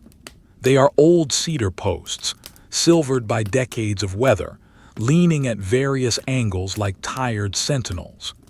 Each post is capped with a perfect, mushroom-shaped dome of snow, a white hat that sits precariously on the rough wood. As the carrier passes each one, the lantern light catches the texture of the wood, the deep vertical cracks, the knots that stand out like dark eyes, the rusted staples holding the phantom wire. The wire itself is buried deep in the drifts, visible only as a faint, linear depression in the snow surface, a scar running from post to post. The ground here is agricultural, tamed land that sleeps under the winter blanket. Beneath the snow lie the furrows of the last plowing, frozen into waves of rock-hard earth. The snow has smoothed over these irregularities, creating a deceptively flat surface. But the boots find the truth. With every step, the carrier's foot seeks a level placement and finds only the slope of a hidden furrow. The ankle rolls slightly, the boot sliding into the trough. The knees must absorb this constant, uneven terrain. It is a jarring, staccato walk, a series of micro-adjustments that drain the last reserves of energy from the stabilizing muscles. The hips ache with a dull, grinding pain, the ball and socket joints feeling dry and gritty, as if the cold has crystallized the fluid within. The buckets are heavier now than they have ever been. It is not a phantom sensation, it is physics. The water, supercooled and sloshing for miles, has continued to freeze from the outside in. The ice lining the interior of the oak staves has thickened, narrowing the liquid column in the center. The lid on top is a heavy plate, encrusted with the splash-frozen water of the descent. The load is dead, solid, unforgiving. When the carrier steps into a furrow, the buckets do not sway with a fluid grace. They jerk, a solid mass pulling sharply on the chains. The yoke digs into the shoulders, finding the bruises that have formed over the hours, pressing into the soft tissue with the insistence of a blunt blade. The carrier grunts softly with each jarring step, a low, involuntary sound that is lost instantly in the vast quiet of the fields. The silence of the valley floor is profound. It is not the empty, wind-scoured silence of the plateau, nor the resonant, pillared silence of the forest. It is a heavy, blanketed silence. The snow here is deep and soft, absorbing every sound wave. The village ahead acts as a dampener, a collection of shapes that break the wind. There is no rustle of trees, no hiss of drift. There is only the crunch squeak of the boots on the cold snow, a sound that seems to be the only noise in the entire world. It is a lonely sound, marking the solitary progress of the duty. A barn looms out of the blue-gray mist ahead. It is an outlier, a structure built on the edge of the fields to store the summer's hay. It is a massive shape, a dark rectangle against the lighter sky. The wood is unpainted, weathered to a dark, organic brown that looks black in the low light. As the carrier approaches, the smell of the barn drifts out to meet the path. It is a complex, layered scent, dried timothy grass, old dust, the faint, sweet decay of manure, and the metallic tang of cold iron farm equipment. It is the smell of harvest frozen in time. It triggers a memory in the carrier's mind. The heat of July, the dust motes dancing in sunbeams, the scratch of hay on skin. The memory is vivid, painful in its contrast to the freezing reality. It is pushed away, buried under the immediate need to keep moving. The path passes close to the barn wall. The carrier can see the individual boards, the gaps between them where the wind whistles through. A rusted hinge on a high loft door squeaks, ERRR, ERRR, driven by a draft that the carrier cannot feel. The sound is mournful, a repetitive complaint from the inanimate structure. The snow is piled high against the windward side of the barn, a drift that reaches halfway up the wall, sculpted into a perfect concave ramp. The carrier walks in the shadow of the barn, a zone of colder air where the sun has not touched the snow for months. The temperature drops noticeably in this shadow, a sharp bite that stings the face. The carrier's hands are no longer felt as part of the body. They are tools clamped onto the chains by the rigor of the cold. The mittens are frozen into curved hooks. If the carrier were to try to open the hands now, the muscles would likely refuse. The connection is absolute. The cold has traveled up the wrists, past the cuffs of the coat and into the forearms. The bones of the arms ache with a deep, resonant throb, vibrating with the tension of the weight. The carrier tries to shrug the shoulders to relieve the pressure, but the movement is stiff, jerky. The coat, the yoke, and the body have fused into a single unit of burden. Ahead, a gate bars the path. It is a simple wooden structure, 5 rails high, hung on heavy iron hinges. It marks the transition from the open fields to the lane that leads into the village proper. The gate is closed, the latch dropped into its catch. The carrier stops. The cessation of movement is a shock. The momentum that has carried the body for hours is gone. The weight of the buckets hangs straight down, pulling the spine into compression. The legs tremble, a fine, high-frequency vibration that shakes the knees. The silence rushes in, filling the space where the footsteps had been. The operation of the gate is a tactical problem. The carrier cannot let go of the buckets. To place them on the ground would be to risk the energy required to lift them again. The lift is the hardest part. The carry is just endurance. The carrier must open the gate while bearing the load. This requires a delicate, agonizing dance. The carrier shuffles close to the gate post. The right shoulder is turned toward the wood. The carrier leans the weight of the body against the post, pinning the yoke against the wood to take some of the strain off the legs. The right hand, still hooked to the chain, releases its grip on the iron link. The mitten is stiff, the fingers uncurling slowly, painfully. The hand feels like a block of wood. The carrier reaches out with this clumsy, numb claw to the latch. The latch is a loop of wire over the post, frozen in place.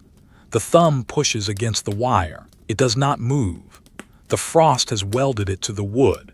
The carrier pushes harder, gritting the teeth. The wire digs into the wool of the mitten.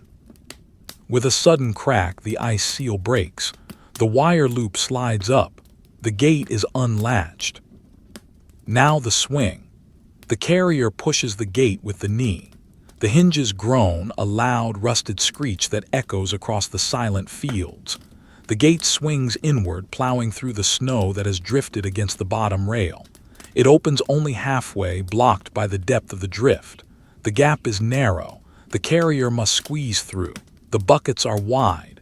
The carrier turns sideways, leading with the left shoulder. The left bucket passes through the gap. The body follows, the heavy coat scraping against the rough wood of the rails. The yoke catches on the top rail, thump. The carrier freezes, twisting the torso, dipping the knees. The yoke clears.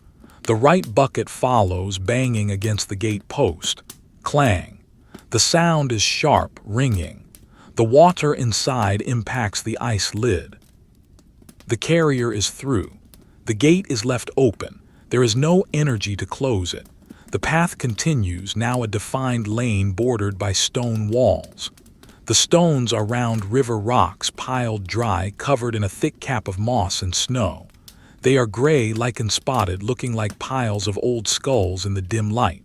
The lane is rutted, the snow packed down by the passage of sleds and animals. The walking is easier here, the surface more predictable.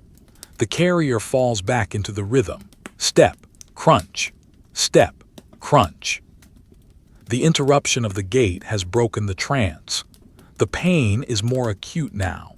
The exhaustion is a physical nausea rising in the throat. The village is no longer a distant abstraction. It is here. The shapes of the houses are visible, dark silhouettes against the lightening sky. They are small, squat cabins huddled together for warmth. Roofs of slate and wood, heavy with snow, slope down almost to the ground. Chimneys rise from the peaks, thin fingers of brick and stone. From a few of them, thin columns of gray smoke rise straight up into the still air, pillars of carbon marking the waking of the first fires. The smell of the smoke is strong now, overpowering the clean smell of the snow. It is the scent of birch and pine, of peat and coal. It smells of warmth, of coffee, of life. The carrier walks down the center of the lane. The lantern light washes over the stone walls, creating moving shadows that dance in the ruts. The light is growing dimmer by the minute, fading as the sky turns a lighter shade of pearl gray. The blue hour is shifting toward the white light of the morning. The stars are gone, wiped from the sky by the atmospheric scattering. The moon is a faint, white brushstroke barely visible. The village is silent. There are no dogs barking, no doors opening. It is the hour of deep sleep for those who do not have the early watch. The windows of the cabins are dark like closed eyes. The carrier feels a sense of separation from the sleepers. They are warm, buried under mounds of quilts, dreaming in the dark. The carrier is cold, exposed, carrying the weight of the frozen river. There is a resentment, faint and cold, but it is buried under the duty. The water is for them. The fire is for them. The suffering is the price of their comfort. A dog, a large wolf hybrid used for guarding the sheep, lies on the porch of the first house. It lifts its head as the carrier approaches. Its eyes reflect the lantern light, glowing green-gold. It does not bark. It knows the carrier. It knows the rhythm of the step, the smell of the coat. It watches, a silent guardian acknowledging another. The carrier nods slightly to the beast. The dog lowers its head back onto its paws, exhaling a puff of steam. The interaction is minimal, primitive, a communication between two creatures of the winter. The lane winds between the houses. The architecture is simple, functional. Heavy logs chinked with moss and clay. Small windows with thick glass, often shuttered against the cold. The eaves hang low, hung with icicles that reach down like the teeth of a transparent beast. The lantern light catches the icicles, making them sparkle for a brief moment before the shadows reclaim them. The ground between the houses is a maze of paths, beaten down by daily traffic. The snow is dirty here, mixed with ash and straw, trampled into a gray hardpack. The carrier's destination is the central square where the communal cistern stands, but the buckets are not for the cistern. They are for the elder's house, the large structure at the far end of the village, the specific duty of the night. The water must be delivered to the door. The walk is not over. The lane stretches out, a tunnel of gray snow and dark wood. The cold has settled into the valley floor, creating a temperature inversion. It is colder here than on the slopes. The air is still and sharp, freezing the moisture in the nose instantly. The carrier breathes through the scarf, the wool stiff with ice. The breath feels like shards of glass in the lungs. The chest aches with every inhalation. The ribs feel brittle as if they could snap under the tension of the coat. The sound of the buckets has become a part of the carrier's heartbeat. Thump step, thump step. The solid ice inside the wood creates a dead, flat resonance. The carrier imagines the water inside, dark and still, trapping the bubbles of air, preserving the memory of the current. It is a captive element, dragged from its home and brought to this place of fire and stone. The carrier feels a strange responsibility for the water, a need to deliver it safely, to protect it from the final freeze until it can be used. The visual field is narrowing. The fatigue is causing tunnel vision. The periphery is blurring into a gray fog. The carrier sees only the circle of the lantern light and the few feet of rutted snow ahead. The houses on either side are just dark shapes, looming and receding. The world is shrinking down to the essential elements: the path, the weight, the cold. The mind is shutting down, shedding unnecessary processing. There is no internal monologue anymore. There is only the command, step. A patch of ice spilled from a sled the day before lies across the lane. It is invisible in the flat, gray light. The carrier steps on it. The heel slips. The right leg shoots forward. The balance is gone. The carrier reacts with a violent convulsion of the core muscles, twisting the torso to throw the weight back. The yoke slams into the neck. The buckets swing out, pulling the arms almost out of the sockets. The carrier staggers, the boots scrabbling for purchase on the dirty snow. A grunt of pain tears from the throat. The fall is averted, but the cost is high. A sharp, tearing pain flares in the lower back. The muscles have spasmed, locking into a knot of tension. The carrier stands still, breathing in ragged gasps, waiting for the pain to subside to a dull roar. The steam from the breath hangs in a thick cloud, obscuring the view. The lantern sits on the snow, tilted but burning. The buckets hang heavy, motionless. The carrier stays there for a long moment, bent forward, hands on knees if the buckets allowed, but they don't. The hands are still on the chains. The posture is a crouch of agony. The village watches in silence. The chimneys smoke. The gray light brightens imperceptibly. The blue hour is ending. The dawn is coming, but the journey is not done. The carrier straightens the back inch by inch, fighting the spasm. The pain is a new passenger, adding its weight to the load. The walk resumes. It is a limp now. The right leg favors the back. The rhythm is broken, step drag, step drag. The sound changes, the symmetry is gone. The carrier moves like a wounded animal driven by instinct. The elder's house is visible at the end of the lane, a large two-story structure with a stone chimney. Smoke is pouring from the stack.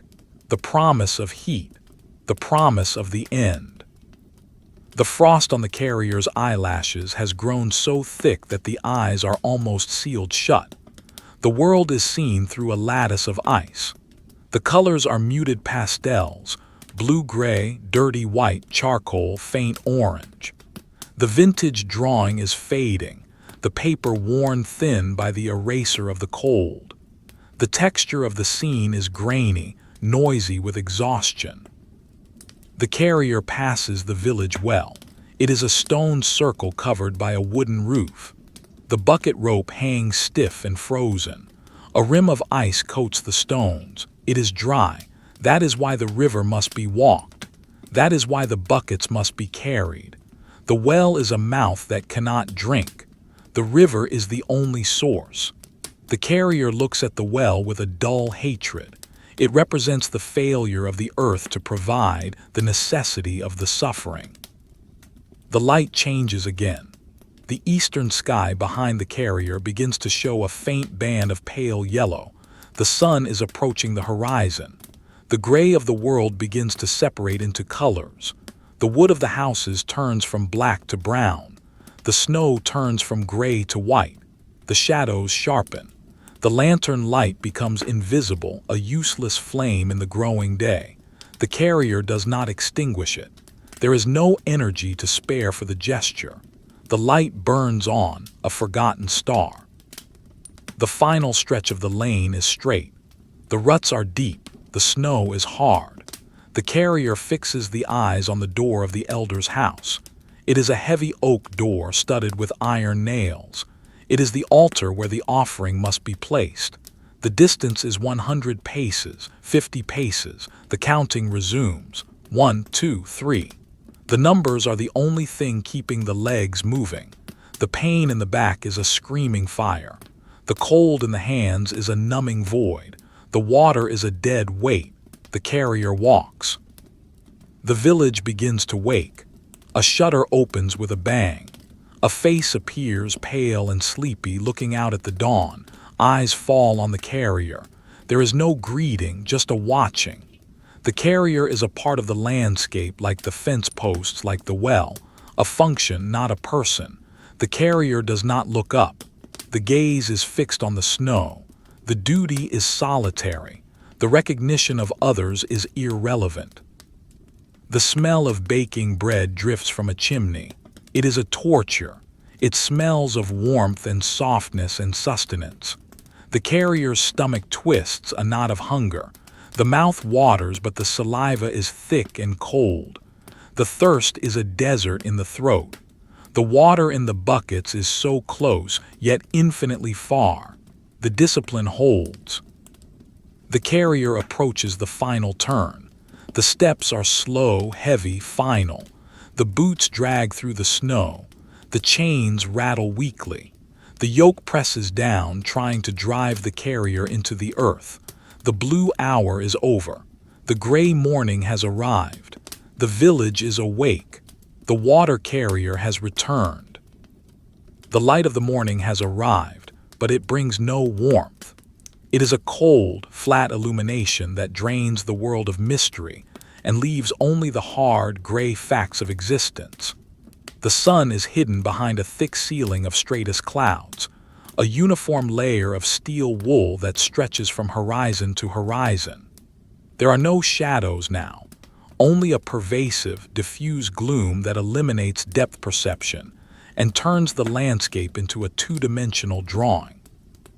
The snow, which had sparkled under the stars and glowed blue under the moon, is now a dull, dirty white, marred by the tracks of the village and the soot of the chimneys.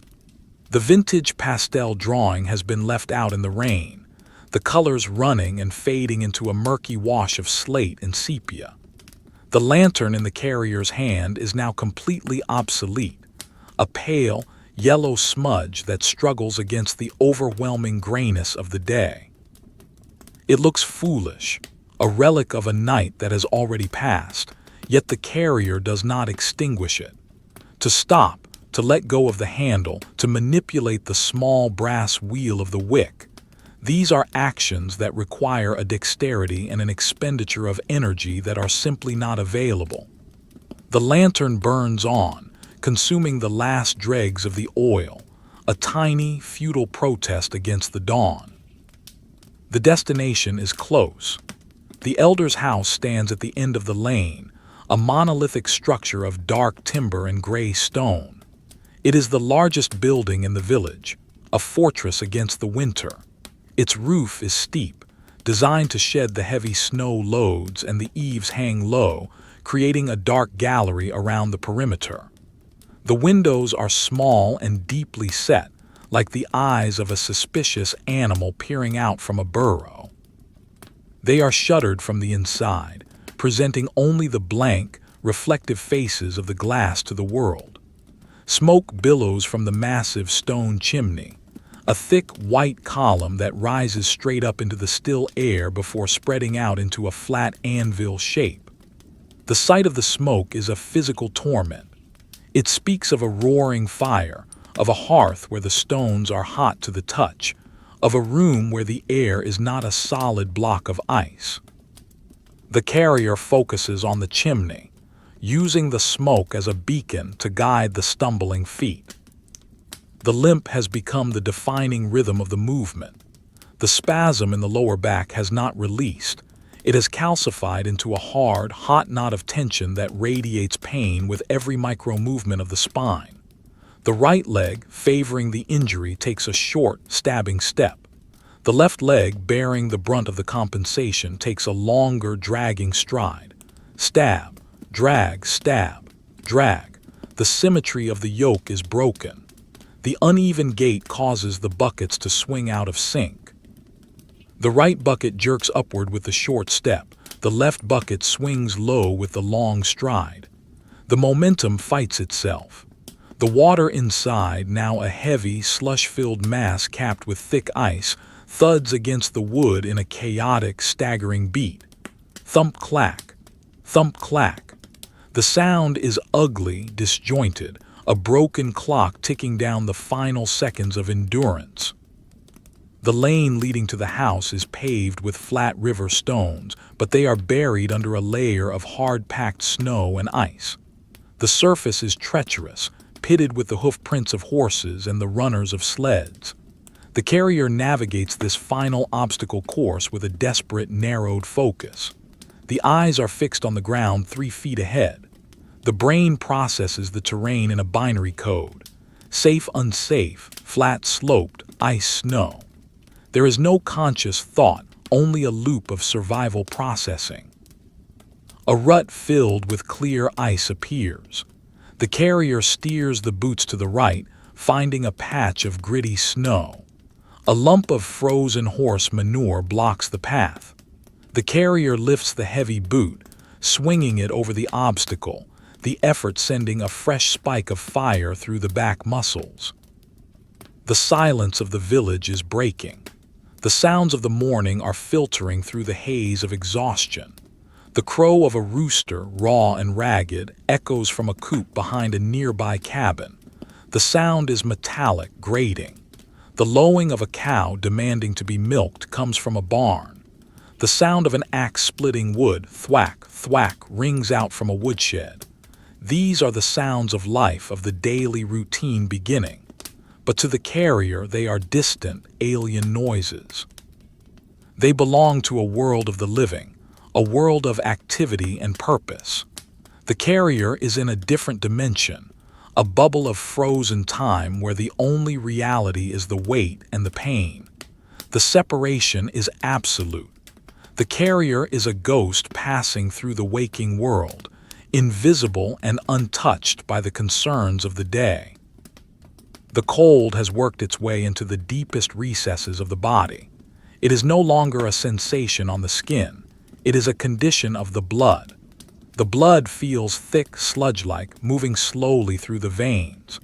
The heart pumps with a heavy, labored rhythm, pushing this cold fluid through the resistance of the constricted vessels. The extremities are gone. The feet are blocks of ice inside the leather coffins of the boots. The hands are fused to the chains, the mittens frozen into the shape of the metal. The nose and ears are devoid of feeling, waxy and white. The carrier wonders vaguely if they are frostbitten. It does not matter. The damage is done. The only thing that matters is the delivery. The approach to the house is a slow-motion study in agony. The distance closes in inches. The texture of the house becomes visible. The wood of the walls is rough-hewn, darkened by age and smoke. The chinking between the logs is cracked in places, patched with fresh clay that has frozen into a lighter gray. The stone of the foundation is granite, speckled with mica and quartz, cold and unyielding. The steps leading up to the front door are 3 slabs of dressed limestone, worn smooth in the center by generations of feet. They are swept clean of snow, but a thin layer of verglas coats the stone, invisible and deadly. The carrier stares at the steps. They look like a mountain range. To lift the body and the buckets up those 3 steps seems like an impossible task. It will require a defiance of gravity that the muscles may not possess. The carrier reaches the bottom of the steps. The forward motion stops. The cessation of movement is a shock to the system greater than the impact of a fall. The momentum that has sustained the body for hours is suddenly gone, leaving only the static weight. The gravity doubles instantly. The buckets pull down with a ferocious, crushing force. The yoke grinds into the shoulders, compressing the spine. The legs, suddenly asked to hold a static load, begin to tremble violently. The vibration starts in the quadriceps, shaking the knees, rattling the chains. Clink, clink, clink, clink. The sound is fast, nervous, a testament to the failure of the muscle fibers. The carrier locks the knees, leaning back slightly to transfer the weight to the skeletal structure. It is a precarious balance, a tower of bone and wood swaying in the gray light. The breath comes in shallow, panicked gasps. The lungs are burning. The steam from the mouth rises in a thick cloud, enveloping the carrier's head, obscuring the vision. Inside the cloud, the carrier closes the eyes for a second. The darkness is a relief, but it brings a wave of dizziness. The world spins. The carrier snaps the eyes open, fixing the gaze on the iron studs of the door. Focus. Anchor. Do not fall. To fall now at the foot of the destination would be the ultimate tragedy. The water would spill on the steps, freezing instantly, barring the door. The journey would be wasted. The fire would die. The thought is a cold spur in the mind. The door is right there. It is made of thick planks of oak bound with iron straps. The wood is dark, almost black, scarred by years of ice and wind. The handle is a heavy iron ring seated in a lion's head boss. The lion's mouth is open in a silent roar, the iron ring held in its teeth. The metal is frosted white. The carrier stares at the ring. The hand must leave the chain. The hand must reach out. The hand must grasp the cold iron and pull. But the hand is a frozen claw locked onto the bucket. The brain sends the command, release. The hand does not obey. The neurological pathway is blocked by the cold. The carrier stares at the mitten. It is a gray wool shape covered in ice crystals. Underneath, the fingers are white, bloodless. The carrier tries to pry the fingers open using the sheer force of will. A twitch, a tremor. The thumb moves a fraction of an inch. The index finger uncurls slightly, cracking the ice on the wool. The pain of the movement is sharp, a burning sensation as the blood tries to force its way back into the capillaries. The carrier grits the teeth, a low groan escaping the frozen lips. Open. The fingers straighten, stiff and jerky. The grip on the chain is broken. The hook of the yoke holds the weight. The hand is free, but it is useless, a club of meat and wool. The carrier lifts the right arm. The shoulder screams in protest. The arm feels heavy, as if the sleeve is filled with lead shot. The hand rises slowly, shaking, reaching for the door. The distance is only 2 feet, but it feels like miles. The hand traverses the gap. The mitten brushes against the wood of the door, rough, cold. It finds the iron ring. The fingers cannot grasp it. The carrier hooks the thumb through the ring, using the hand as a hook. Then the lean. The carrier leans back, using the weight of the body to pull. The door resists. It is heavy and the hinges are stiff with the cold. It moves a fraction of an inch, the seal of ice breaking with a sound like a pistol shot crack. The sound echoes in the quiet morning. The carrier pulls again, jerking the body back. The door groans, a deep, resonant complaint from the wood and iron. It swings outward slowly, revealing the darkness of the interior. A warm draft of air rushes out to meet the carrier. It smells of wood smoke, old pine, baked bread, and wool. It is a physical wave of heat that hits the frozen face like a solid wall. The shock is intense. The skin tingles, the eyes water. For a moment, the carrier is blinded by the contrast between the gray light outside and the warm, amber gloom of the hallway. The smell is intoxicating, dizzying. It promises comfort, but it is also a danger. The heat makes the cold feel worse. It highlights the freezing misery of the body. The shivers increase, racking the frame with violent spasms. The doorway is open, but the task is not done. The water must be brought inside. The carrier cannot simply leave the buckets on the steps. They must be carried over the threshold into the receiving room. The threshold is a raised beam of wood, worn smooth and slippery. It is a trip hazard. The carrier looks down at it. The boots must be lifted. The legs are dead.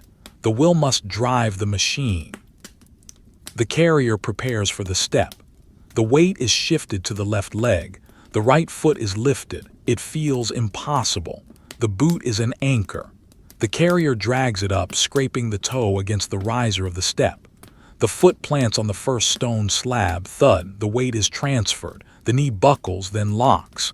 The carrier heaves the body up. The left foot follows. One step, two more to go. The process is repeated. Lift, drag, plant, heave.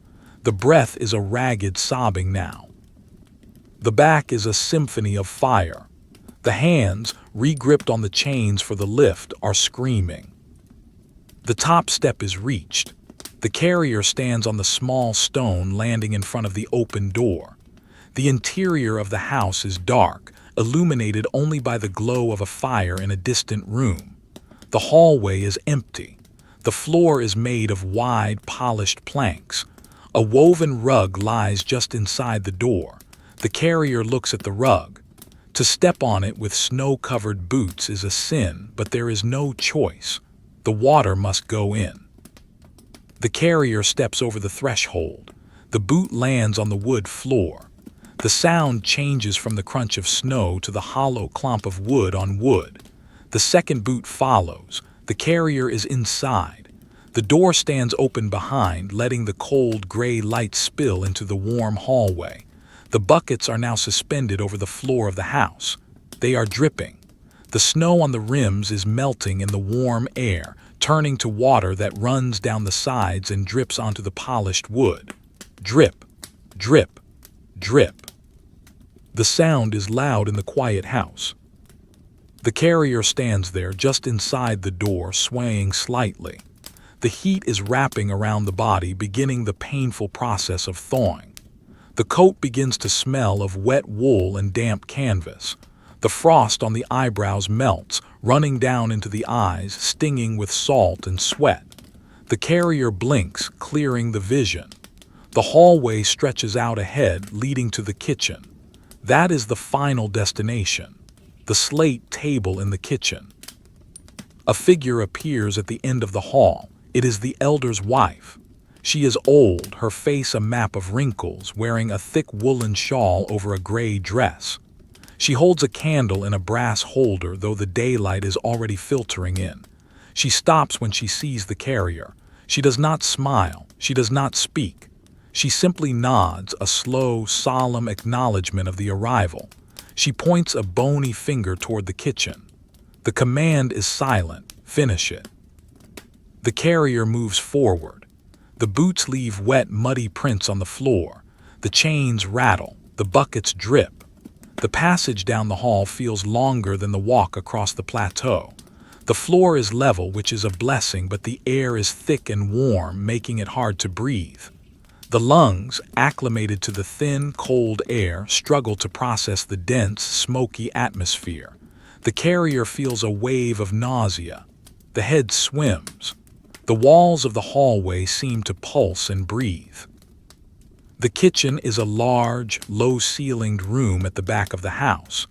A massive hearth dominates one wall where a fire is already blazing, consuming thick logs of birch. The heat here is intense. A large slate table stands in the center of the room. This is the altar. The water must be placed here. The carrier approaches the table. The height is the problem. The buckets are hanging low near the knees. They must be lifted up to the height of the waist to be placed on the table. The carrier stops at the edge of the slate. The table is gray, cool, smooth. The buckets are heavy, dark, frozen. The final lift. The muscles have nothing left. The fuel tank is empty. The carrier must summon energy from the marrow, from the soul. The preparation for the lift takes a long time. The carrier widens the stance, planting the boots on the stone floor of the kitchen. The hands tighten on the chains, the back braces. The mind visualizes the movement, a clean jerk, up and onto the stone. The carrier closes the eyes. The fire pops and crackles. The smell of the coffee on the stove is overwhelming. The presence of the woman watching is a weight on the back of the neck. The carrier waits, gathering. The vibration in the legs is violent now. The buckets are shaking, the ice inside rattling against the wood. The body is at its limit. It is the breaking point. The carrier takes a deep, shuddering breath of the warm air. It tastes of life. It tastes of the end. The eyes open. The gaze fixes on the surface of the table. The carrier bends the knees slightly, dipping the body. The chains go slack for a fraction of a second. Then the explosion. The carrier drives upward with the legs, pulling with the traps, the arms, the back. The buckets rise. They swing up heavy and reluctant. Gravity fights with a desperate clawing power. The carrier grunts, a loud animal sound that tears from the throat. The buckets clear the edge of the table. The carrier swings them forward. They crash down onto the slate. Thud. The sound is massive, shaking the floor. The table groans. The water sloshes violently, hitting the ice lids with a heavy impact. A few drops of water splash out, sizzling on the hot stone near the fire. The buckets are down. They are on the table. They are stationary. The carrier stands there, the hands still gripping the chains, the yoke still on the shoulders, but the weight is gone from the arms. The chains are slack. The connection is broken. The burden is transferred to the stone. But the carrier does not let go. The hands are frozen in the grip. The mind cannot process the release. The carrier stands, bent over the table, panting, staring at the dark wood of the buckets, at the white ice of the lids. The steam rises from the coat, a thick fog that envelops the figure. The kitchen is silent, save for the crackle of the fire and the ragged breathing of the one who brought the water. The woman watches. The clock on the wall ticks. The morning light fills the room, gray and heavy. The journey is physically over, but the body has not yet understood. The release has not yet happened. The carrier is still carrying the ghost of the weight, locked in the posture of the hall, a statue of endurance melting in the heat of the hearth. The transition is incomplete. The yoke is still a part of the spine. The coat is still a skin. The cold is still the blood. The carrier waits for the signal, for the permission to dissolve, to let go, to fall. It does not come yet. There is only the standing, the breathing, and the realization that the motion has finally, after the long night, come to a halt. The buckets sit on the table, two dark monuments to the night's labor, sweating condensation onto the gray slate. The story pauses here, in the warm, smoky room, at the moment of delivery, suspended between the effort and the collapse.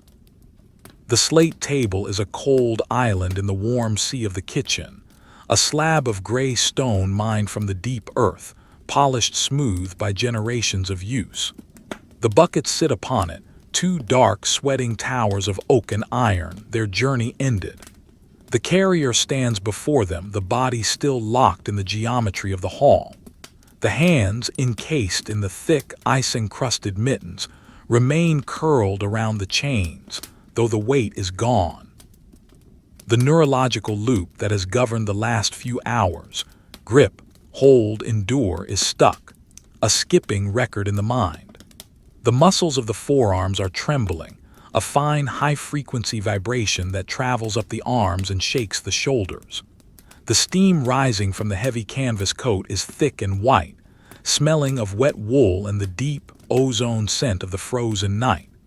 It swirls in the kitchen air, mixing with the smoke from the hearth, creating a localized fog bank that obscures the carrier's face. The elder's wife moves. She steps closer, her felt shoes silent on the stone floor. She reaches out a hand, withered and spotted like old parchment, and places it gently on the carrier's forearm. The touch is light, barely a pressure, but it breaks the trance. The connection is made. The command is received. The carrier looks down at the hands. The brain sends the signal again, more forcefully this time, release. The thumbs twitch. The fingers, stiff and swollen, begin to uncurl. It is a slow, ratchet-like motion, each joint protesting the movement. The wool of the mittens, softened slightly by the heat of the room, yields.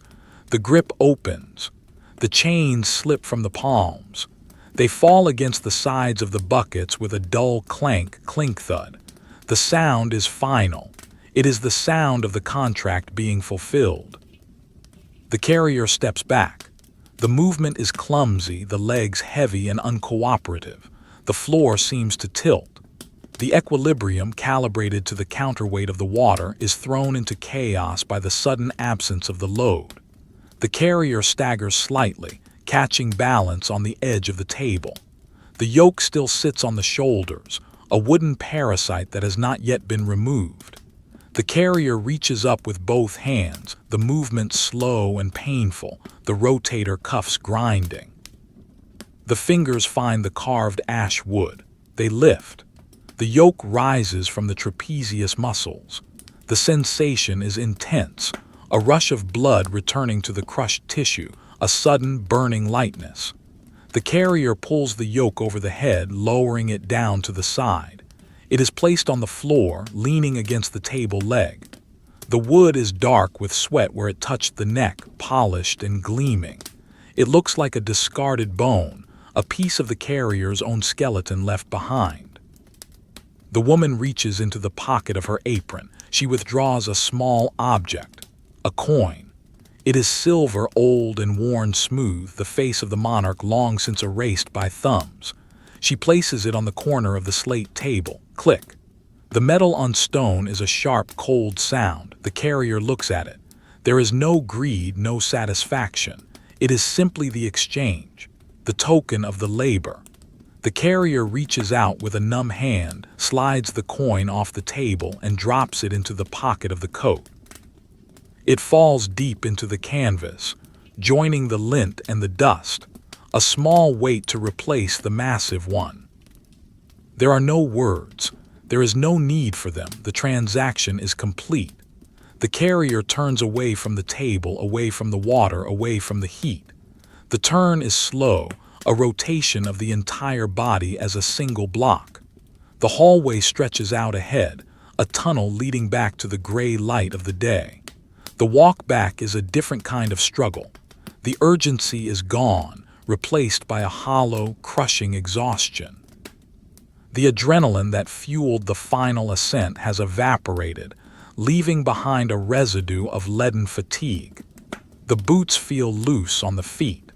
The coat feels too big, a heavy shell that weighs down the shoulders. The carrier walks down the hall. The wet footprints left on the way in are already drying, fading into dark stains on the wood. The rug by the door is reached. The door stands open, a rectangle of pale, flat light. The carrier steps over the threshold back onto the stone landing. The cold air rushes in to reclaim the body. It hits the damp skin, the wet wool, the sweating face. It is a shock, a sudden freezing of the moisture that has just thawed. The sweat on the back turns to ice. The damp mittens stiffen instantly. The carrier shivers, a violent, whole-body spasm that rattles the teeth. The warmth of the kitchen is already a memory, a fleeting dream of comfort that makes the reality of the cold even sharper. The door is pulled shut. The heavy oak swings on its hinges. Thud, the latch clicks. The house is sealed. The carrier is outside. The village is fully awake now, though still quiet in the way of winter mornings. The sky is a uniform sheet of galvanized steel pressing down on the rooftops. The smoke from the chimneys rises straight up, pillars of gray connecting the earth to the clouds. The light is shadowless, flattening the world into plains of gray and white. The snow looks dirty, tired. The vintage drawing has lost its contrast. It is now a sketch in faded graphite on cheap, gray paper. The walk home is adrift. The carrier moves down the lane, the boots scuffing the snow. There is no rhythm now, no step crunch, step crunch. There is only a shuffling progress. The body feels weightless, unmoored. Without the buckets to anchor it to the earth, the carrier feels as if a strong gust of wind could blow them away like a dried leaf. The arms hang empty at the sides, feeling strangely long and useless. The hands curl instinctively, searching for the chains that are not there. The phantom weight is real. The muscles of the back still brace against a load that no longer exists. The ghost of the yoke presses on the neck. The carrier passes the well, passes the fence line, passes the barn. The landmarks are reversed, a rewinding of the journey, but they look different in the daylight. They are smaller, shabbier. The mystery of the night is gone. The barn is just a shed with peeling paint. The fence is just a collection of rotting posts. The magic of the endurance has faded, leaving only the dull ache of the aftermath. The carrier does not look at them. The eyes are fixed on the ground, watching the toes of the boots slide forward. The path to the carrier's own cabin is a narrow spur off the main lane. It leads to the edge of the village, where the cultivated land meets the wild scrub. The cabin is small, a single room built of rough logs, the roof low and covered in a thick layer of sod and snow. It looks like a natural feature, a mound of earth and wood that has grown out of the ground. The window is dark. No smoke rises from the chimney. The fire has died in the night. The house is cold. The carrier knows this. It is the way of the solitary life. There is no one to tend the hearth. The carrier approaches the door. It is a simple plank door, no iron studs, no lion's head, just a latch of wood and a leather thong. The carrier pulls the thong, the latch lifts. The door scrapes open, pushing aside a drift of snow that has accumulated on the step. The interior is dark, smelling of cold ash, stale wool, and dry pine needles. It is a scent of hibernation, of stillness. The carrier steps inside and pushes the door closed. The bar is dropped into place. Thump. The world is locked out. The room is dim. The light filters through the single small window, which is covered in a thick curtain of frost. The air inside is freezing, only a few degrees warmer than the air outside. The carrier stands in the center of the room, shivering. The ritual of undressing begins. It is a slow, agonizing process, a reverse armoring. First, the mittens. The carrier uses the teeth to grip the tip of the left mitten, pulls. The wool resists, stiff with ice and sweat. It slides off slowly, revealing the hand. The skin is pale, almost blue, the knuckles red and swollen. The fingers are curled into a permanent claw. The carrier rubs them against the thigh, trying to generate friction. The right mitten follows. The hands are free. They tingle with a painful, prickling heat as the blood begins to flow properly again. The sensation is like 1,000 tiny needles piercing the skin. The carrier flexes the fingers, grimacing. Next, the hat. The wool is frozen to the hair. The carrier peels it off carefully. It comes away with a tearing sound. The hair beneath is matted, damp with sweat that has chilled. The ears are uncovered, burning with the sudden exposure. The carrier rubs them gently, feeling the cartilage stiff and waxy. The coat, the heavy canvas sheepskin, is a suit of lead. The buttons are the challenge. They are bone, slick and cold. The numb fingers fumble with them. The first button slips through the hole. The second. The third takes a long time. The carrier's breath clouds the air in the room, panting with the effort of the fine motor control. Finally, the coat is open. The carrier shrugs it off.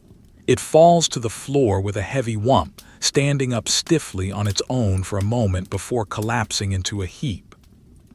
It looks like a shed skin, a husk of the journey. The weight leaving the shoulders is a physical relief so intense it causes a wave of dizziness. The carrier sways, reaching out to the wall for support. The logs are rough and cold under the hand. The belt is unbuckled. The leather is stiff, cracking as it bends. The indigo tunic is pulled over the head. It is heavy with dampness. The carrier shivers violently now, stripped down to the undershirt and trousers. The cold of the room attacks the damp skin. The air feels like a knife. Now the boots, the final and most difficult task. The carrier sits on the edge of the bed. The bed is a wooden frame filled with straw covered in layers of gray wool blankets. It creaks under the weight. The carrier bends down. The back muscles scream, a chorus of torn fibers and lactic acid. The carrier grunts, reaching for the laces. They are frozen into solid wire. The fingers pick at the knots. It is a lesson in patience. The knot loosens. The laces are pulled through the eyelets. The leather of the boot is hard as wood. The carrier grips the heel of the left boot with the right toe, pushes, pulls. The heel slips. The boot slides off. The foot emerges encased in the thick socks. The socks are wet, steaming slightly in the cold air. The second boot follows. The feet are free. They are numb blocks, heavy and senseless. The carrier peels off the outer socks, then the inner socks. The skin of the feet is white, wrinkled from the moisture, callous and scarred. The toes are curled. The carrier rubs the feet with the hands, a rough massage to wake the nerves. The pain of the thaw is intense, a deep, bone-level ache that throbs in time with the heart. The carrier stands up, barefoot on the cold wooden floor. The final layer, the trousers and the undershirt, are left on. They are dry enough. To strip completely would be to lose too much heat. The carrier moves to the hearth. The fireplace is a bed of gray ash, dead and cold to the eye. The carrier kneels. The movement is a controlled collapse. The knees hit the hearthstone. The hands pick up the iron poker. It is cold, sucking the heat from the palms. The carrier stirs the ash. Deep down in the center of the gray pile, a tiny spark of red remains. A single ember the size of a fingernail, still holding the memory of last night's fire. It is a survivor. The carrier reaches for the basket of kindling, takes a handful of dry pine shavings, sprinkles them over the ember, leans down, blows, woo, woo. The breath is gentle, coaxing. The ash flies up in a small gray cloud. The ember glows brighter. Orange, yellow, the shavings catch. A small flame, no bigger than a candle, flickers into life. It is weak, fragile, but it is heat. The carrier adds a few small sticks. The fire grows. It crackles softly. The light changes the room, painting the logs in warm, flickering tones of amber and brown, chasing back the gray morning light. The carrier stays there for a moment, kneeling before the fire, hands held out to the flame. The palms absorb the radiation. The shivering begins to subside, replaced by a deep, dragging heaviness. The eyes are heavy, the lids drooping. The fire is hypnotic. It dances and twists, mimicking the lantern light, mimicking the stars. But the carrier cannot stay here. Sleep is the command. The carrier rises. The legs are stiff, wooden. The walk to the bed is 3 steps. The blankets are pulled back. They are heavy, coarse, smelling of sheep and sleep. The carrier climbs in. The straw mattress rustles, a dry, whispering sound like the wind in the reeds. The body sinks into the depression in the center of the bed, a mold formed by years of sleeping in the same position. The blankets are pulled up, layer after layer. The weight accumulates. It is a good weight, a comforting weight. It presses down on the chest, on the legs, on the arms. It mimics the weight of the water but without the strain. It is a crushing embrace of warmth. The carrier curls onto the side, pulling the knees up, tucking the chin into the chest. The fetal position of preservation. The pillow is a sack of feathers, hard and lumpy. The head settles onto it. The neck relaxes. The tension in the trapezius muscles, held for so long, finally releases. It feels like a string being cut. The shoulders drop. The spine lengthens. The pain in the back settles into a dull, distant throb, a background noise that will be there tomorrow and the day after. But for now, it is quiet. The room is silent. The only sound is the crackle of the new fire and the wind beginning to pick up outside, brushing against the log walls. The gray light at the window is steady, unchanging. The world outside continues. The village wakes. The cattle are fed. The smoke rises. The snow falls. But the carrier is leaving that world. The eyes close. The darkness behind the eyelids is not black. It is filled with the afterimages of the night. The blue snow, the yellow lantern, the black trees, the white breath. The images loop and swirl, a visual echo of the journey. The carrier sees the path unfolding again, the endless ribbon of white, sees the swing of the buckets, feels the bite of the yoke. But it is distant now, like watching a play from the back of a theater. The breathing slows, deep, rhythmic, heavy. Inhale. The chest rises against the weight of the wool. Exhale. The breath leaves the body, no longer a cloud of visible steam, just a warm sigh in the quiet room. The heart rate drops, slowing from the labor of the climb to the slow, steady beat of rest. Thump, thump, thump. The sensation of the cold fades. The warmth of the blankets begins to trap the body heat. A cocoon of thermal stability is formed. The feet begin to tingle less. The hands stop throbbing. The body is returning to neutral. The mind begins to drift. Thoughts fragment and dissolve. The logic of the waking world breaks down. The water is delivered. The duty is done. The fire is burning. The balance is held. The carrier floats. The bed becomes a boat drifting on a dark, quiet river. The river is not frozen. It is flowing, slow and black and deep. The carrier is lying in the boat, looking up at the sky. There are no stars, just a soft, velvety darkness that wraps around everything. The current takes the boat, drifting, turning, sinking. The sound of the wind outside fades to a whisper. The crackle of the fire becomes a rhythmic purr. The boundary between the body and the bed dissolves. The carrier is no longer a person of bone and muscle. The carrier is just a presence, a breathing point in the dark. The sleep comes. It does not come as a sudden event. It comes like the snow, layer upon layer, soft and silent and accumulating until everything is covered. It fills the ears, the eyes, the mind. It is a heavy, gray sleep, a sleep of stone, a sleep of ice, a sleep of absolute, unbroken stillness. The vintage drawing is complete. The artist puts down the pastel. The paper is filled with the dark, rich tones of the night and the soft, gray smudge of the sleep. The final detail is the figure in the bed, a mound of blankets in the dim room, motionless, silent, at peace.